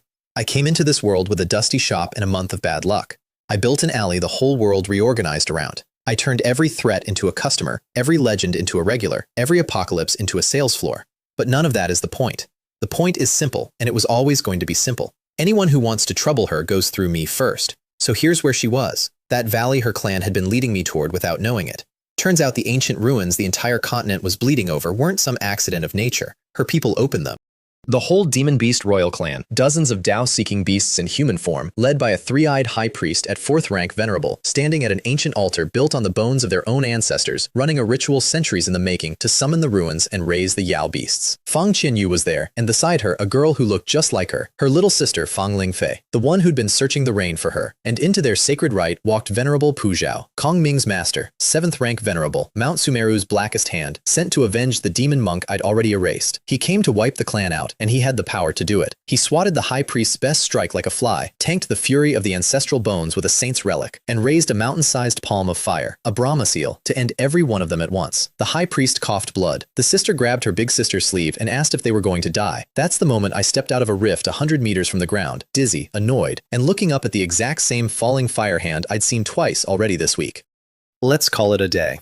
The Brahma seal, 100 meters up, just dissolved. No shockwave, no aura. A Supreme Master's finishing move, unmade by a bored man's sentence. Fang Qianyu turned, saw me, and smiled the way she smiles, and the whole clan sat there wondering how a life-or-death apocalypse became a quiet afternoon between one breath and the next.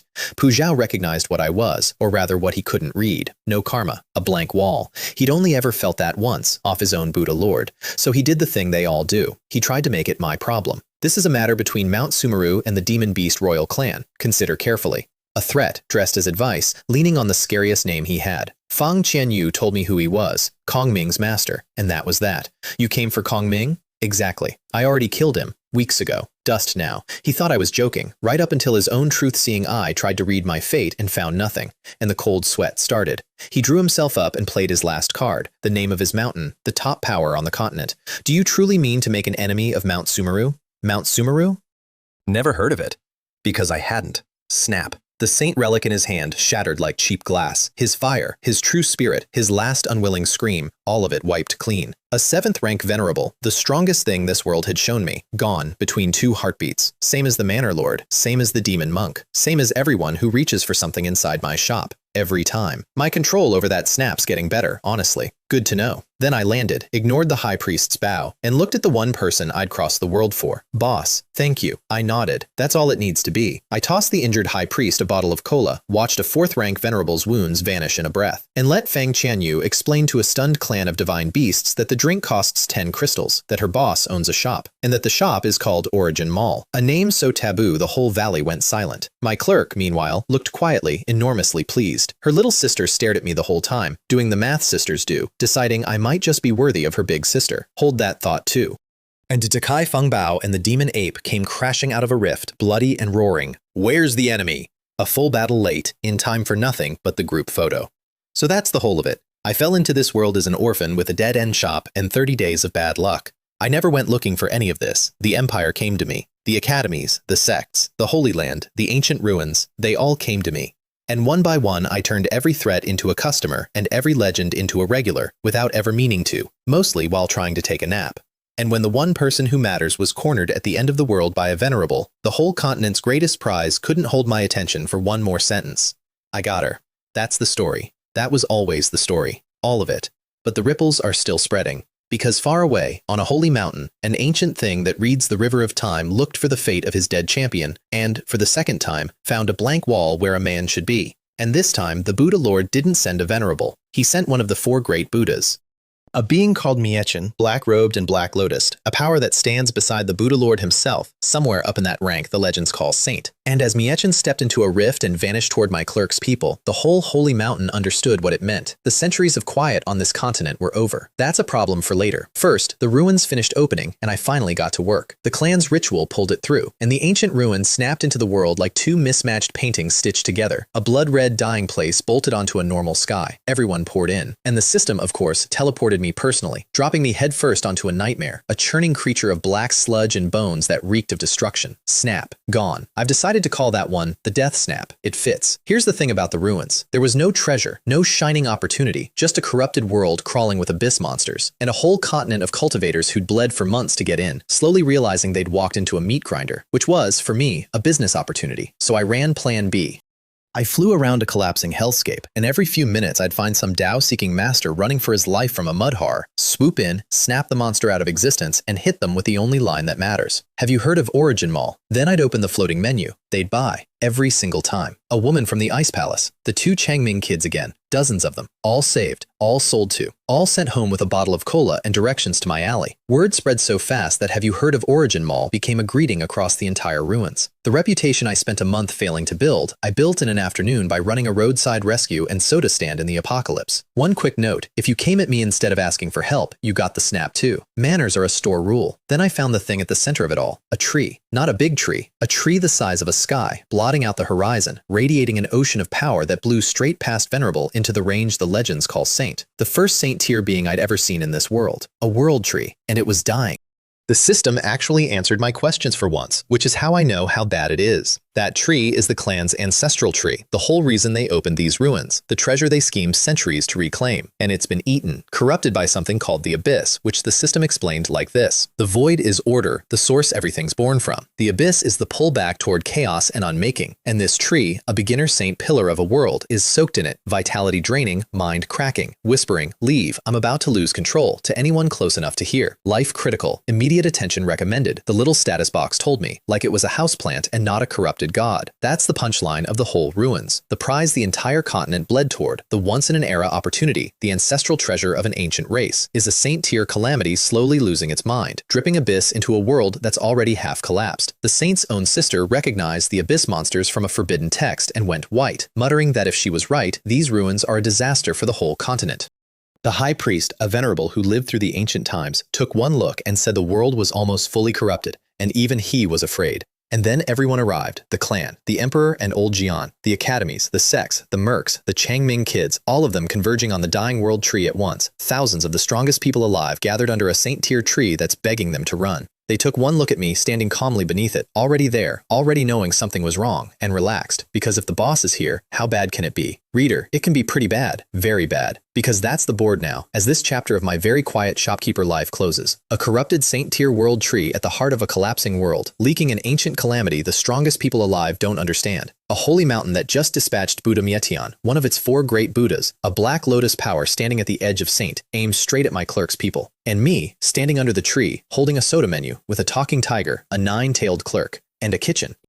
I came into this world with a dusty shop and a month of bad luck. I built an alley the whole world reorganized around, turned every threat into a customer and every legend into a regular, all while trying to nap. And now, for the very first time since a lazy voice bound itself to my register, there are 2 things in front of me that a finger snap and an afternoon in the sun might genuinely not be enough to wave away. A dying god, and a Buddha coming to break the peace. I never wanted any of it. I just wanted to sell cola and feed my clerk and watch the sun move across an alley. But the world keeps knocking. And there's still exactly one rule that has never once failed me. In the shop, in the ruins, or at the end of the world. 1 item per person. No trouble in the store. No discounts. Everyone who's forgotten it is about to get a very expensive reminder. No discounts on that either. Ask me again after the world tree. So, the world tree. I did the sensible thing first and snapped. Conceptual clearing. The move that had ended a manor lord, a demon monk, and a 7th rank venerable without ever once failing me. It failed.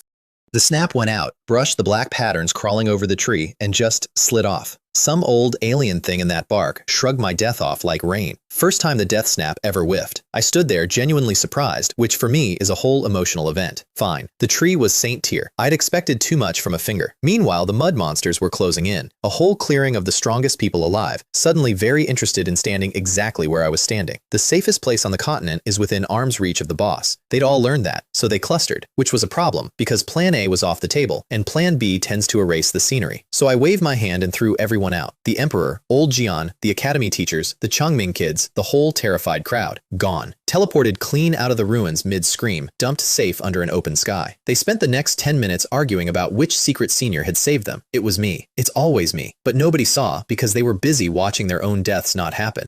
That left just me, a dying god tree, and an ocean of monsters politely deleting themselves at the edge of my range. Since I couldn't snap it, I asked the dumbest possible question. System, can you just put the tree in storage? The system went quiet. I don't think it had considered it either. Then it told me, sure, drop it in the lottery space. So I did. 1 wave, and a tree that blotted out the horizon vanished off the face of the ruined world. The monsters lost their target and started swinging at each other like a bar fight after the lights come on. I sealed the ruins behind me, locked so nobody could wander in and get eaten, and the system chimed that my star promotion mission was complete. That was it. The apocalypse the whole continent bled toward for months closed like a shop at the end of the day. And here's the part that made me laugh. In the lottery space, that world-ending saint-tier tree was tiny, a pea next to my prize wheel, and it was scared of the wheel, genuinely trembling. I don't know what my Gashapon machine is at the bottom of its soul, but a god tree took 1 look and started praying. I got to work. Wrapped it in white light and slowly, carefully peeled the abyss off it because I still wanted the thing alive. Turns out the corruption comes out. It balled up into a fist-sized black sphere, patterns writhing, screaming madness at anyone close enough to hear. Then I picked it up, and it went still, played dead. The most dangerous substance in creation, faking a nap the second the boss held it. I set it on the counter later as a decoration. It's a good decoration. It has stopped several people's hearts. The tree, though, the tree was dying, life force gone, leaves yellowing, radiating a resentment I could actually feel. Same problem Fang Qianyu had the night she fell on me. And, same as that night, I happened to be holding the cure. I poured a bottle of nectar dew into it, 100,000 crystals, straight into a plant. I justified it the only way I know how. The tree's on staff now, landscaping department, and staff in mortal danger drink free. Store policy. I gave myself a little thumbs up. The dew soaked into the roots. Endless life force bloomed out of nowhere. The yellow leaves went green, and then the tree shrank. From a thing that held up the sky to a sapling barely a meter tall, sitting there in the dirt, looking sheepish. System says it's in active hibernation, badly damaged everywhere except vitality, and I should water it with cola and mineral water to help it recover. I have a saint-tier houseplant, and its diet is soda. I potted it, set it by the counter. Origin Mall now has greenery, and the greenery could probably end a civilization if it woke up in a mood. Naturally, the second I had a God Tree employee, I put it to work. Told it I was launching a new product, World Tree Leaves, and it just needed to drop 100 a day. It shook so hard, it lost leaves in protest. We negotiated. I came down to 90. It refused. We landed on 5. 5 leaves a day from a saint-tier tree, and the leaves let a cultivator comprehend the laws of heaven and earth just by holding one. I'd have been happier with 10, but it's a good boss who doesn't overwork the plants. Then the system settled up. Mission rating, perfect. Reward, revenue share doubled, 10% to 20, which is enormous, right up until I remembered that leveling up now costs 10 times more. So my paycheck doubled and my rent went up tenfold. Cheat every transmigrator dreams of, run by an accountant who hates me. I also got a second lottery direction and permission to publish products myself, which is how the leaves happened. 2-star shop owner, weakest of the weak, promoted. My mother would be proud if I had one. I went home and found Gong Yuan Fang. Remember Fengshan Tower, the fanciest restaurant in the city? Its owner is a very large, very self-important man named Gong Yuan Fang. While the whole city emptied out toward the ruins, he decided he was finally the main character. Dragged a reinforced deck chair, custom built to survive him, out to his own front door to sunbathe in front of an adoring public. Nobody dares mention his weight. He was having the best week of his life. I walked up and asked him to move because he was in my way. His whole face went nuclear. Somebody dared. He opened his eyes, ready to end a man. Then he saw who it was, and his soul left through the top of his head. The chair groaned as he shot upright, bowing. "Senior, what brings you here?" Sweat soaking clean through the back of his robe. "I just wanted breakfast." I told him so. He nearly wept with relief. The crowd watched the untouchable Lord Zhuo fold like a napkin at one sentence from a young stranger. And slowly, one by one, remembered where they'd seen my face. The second prince. The emperor. Silver Moon Manor. Oh no. I ate, tore a hole in space, and went home. Left Gong Yuan Fang to explain to a full restaurant why he'd been terrified of a guy ordering porridge. Back at the shop, I found the store had grown a new toy while I was out. A little door pattern on the wall. The weapon sales system, finally installed. Step inside the pattern, and you're in a reinforced void, endless black, one glowing menu. The same screen I'd used to sell soda in the ruins, except this one sells weapons. Every weapon from the trial tower, system said. So I tested the room's durability the responsible way, by punching it with Tao-seeking peak power. Made a crater a few hundred meters wide. The space just shrugged and stayed put, weakening my strike 100-fold. Very sturdy. Good. Then I got curious and bought a random top-ranked weapon off the menu. It was a small, silver pistol. It fired one dead blue beam. A kilometer of stone platform turned into a screaming field of blue crystal and lightning, like a second sun had been buried in the floor. Psionic energy, system told me. First-tier energy, just below the void itself. For reference, spiritual power, the thing this entire world runs on, the Force emperors and venerables spend lifetimes refining, ranks third. An ordinary nobody with this pistol would have venerable level firepower, which is exactly why the system won't sell it. Tech weapons are locked to preserve world peace and support sustainable development, unlockable only through a side quest. Handing these out, it said, is like giving a toddler a nuclear button. I put the pistol away. I did not, however, clean up the crater. That felt like the system's problem, and it stayed there, a giant sci-fi scar in the corner of the weapon space, which turned out to be the gift that keeps on giving. Because for the rest of this story, every single customer who walked into that room stopped dead, stared at the glowing blue pit, thought the exact same thing. What made that? Nobody ever gets an answer. It's the funniest thing I own. First one in was Xie Jingyun, obviously. My original customer, my first cola addict, the boy who single-handedly paid my rent for a month.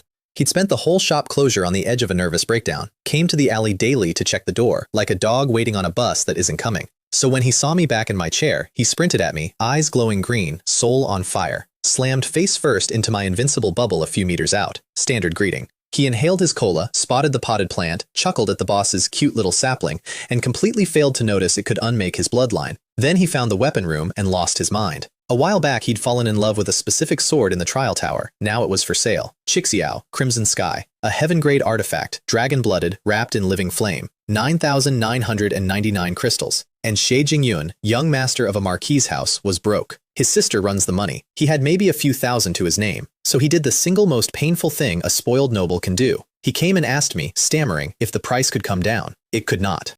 But I'd just been given permission to invent things. So I invented installment payments, pay a piece at a time. He nearly cried with joy, signed the first installment contract in Origin Mall history, 10 months. And as a reward for being customer number one, I handed him a single yellowed leaf. He was insulted. One leaf? Then he held it, felt the energy in his body pick up speed, his senses sharpen, a whole starry sky glittering in the veins. Shut up fast. World tree leaf, his loyalty perk. He walked into the shop clutching it, glanced at the potted sapling, held the leaf up next to it, and I watched, in real time, his entire worldview quietly file for bankruptcy. He decided not to ask about the black sphere on the counter. Wise. Some days your soul can only take one revelation. His sister came next. Xie Meilan, the smart one, the swordswoman who treats poor He Mingzi like gum on a boot. She bought her own blade, Autumn Water, cold and arrogant where her brother's was all fire. Then she wandered into the arena, poked at the tech weapons out of boredom, and picked a railgun, fired it at her own mirror image.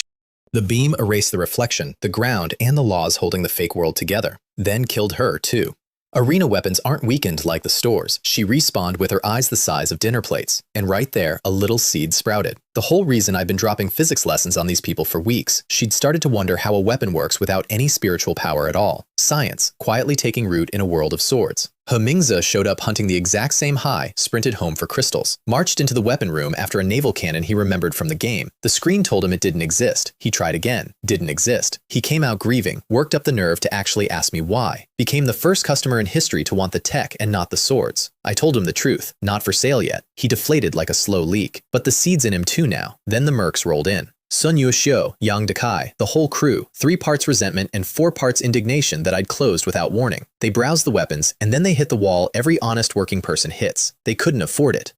So they stood there, embarrassed, until Yang Dekai manned up and admitted it. Boss, your stuff's incredible, and we're broke. So they got installments too, because Origin Mall does not care how rich you are. It cares that you pay your tab eventually, and that you don't cause trouble in the store. That night I couldn't sleep, which was novel, so I checked my numbers. 2-star, 20% share, 340,000 crystals in the bank. I asked the system, since it was clearly awake, whether it slept. It informed me, a little wounded, that it is not a life form and does not require sleep. Sleeping is just a crutch for beings too weak to hold high-tier energy anyway. My vending machine, throwing shade at the concept of naps. To me, the napping champion of 2 worlds. I spent 100,000 crystals advancing to the 4th tier, then cashed in my new lottery. I picked the entertainment direction. For all this world's power, nobody here has ever known the Holy Trinity. A screen, a couch, and nothing to do. And because, if I'm honest, I was bored, the wheel spun. And it gave me a phone, a magical phone, with network functions.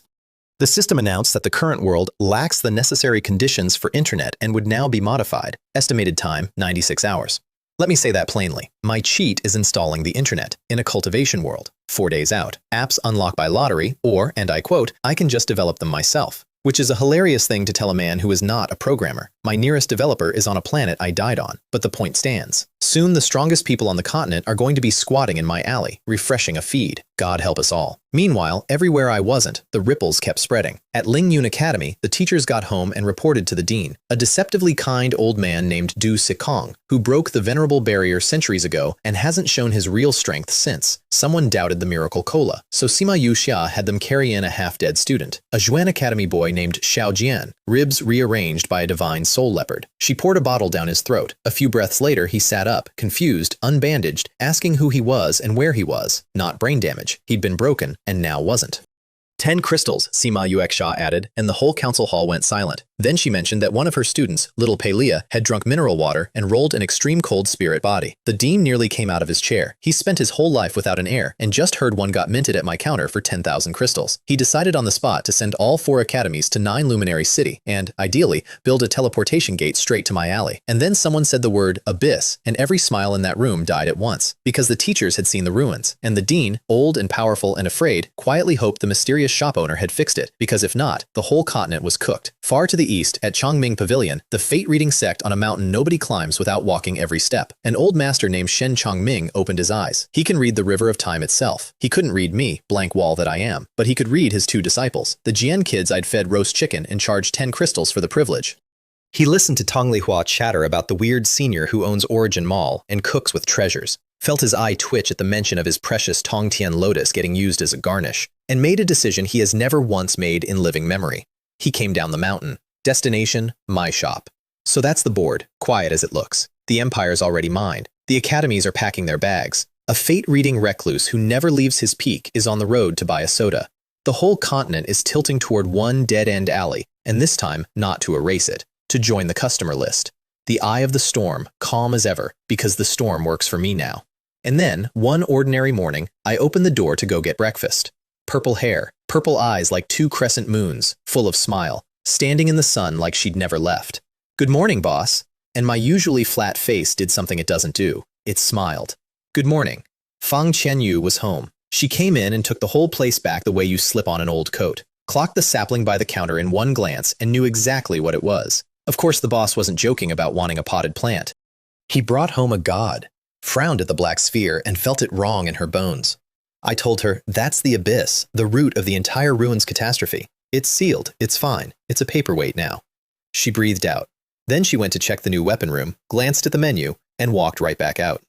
The #1 assassin on the continent has 0 interest in swords when her boss can end a venerable with a snap. She only had one question. The crater. Boss, why is there a giant pit in there? Tested something. It exceeded what the space could repair. Oh, I see.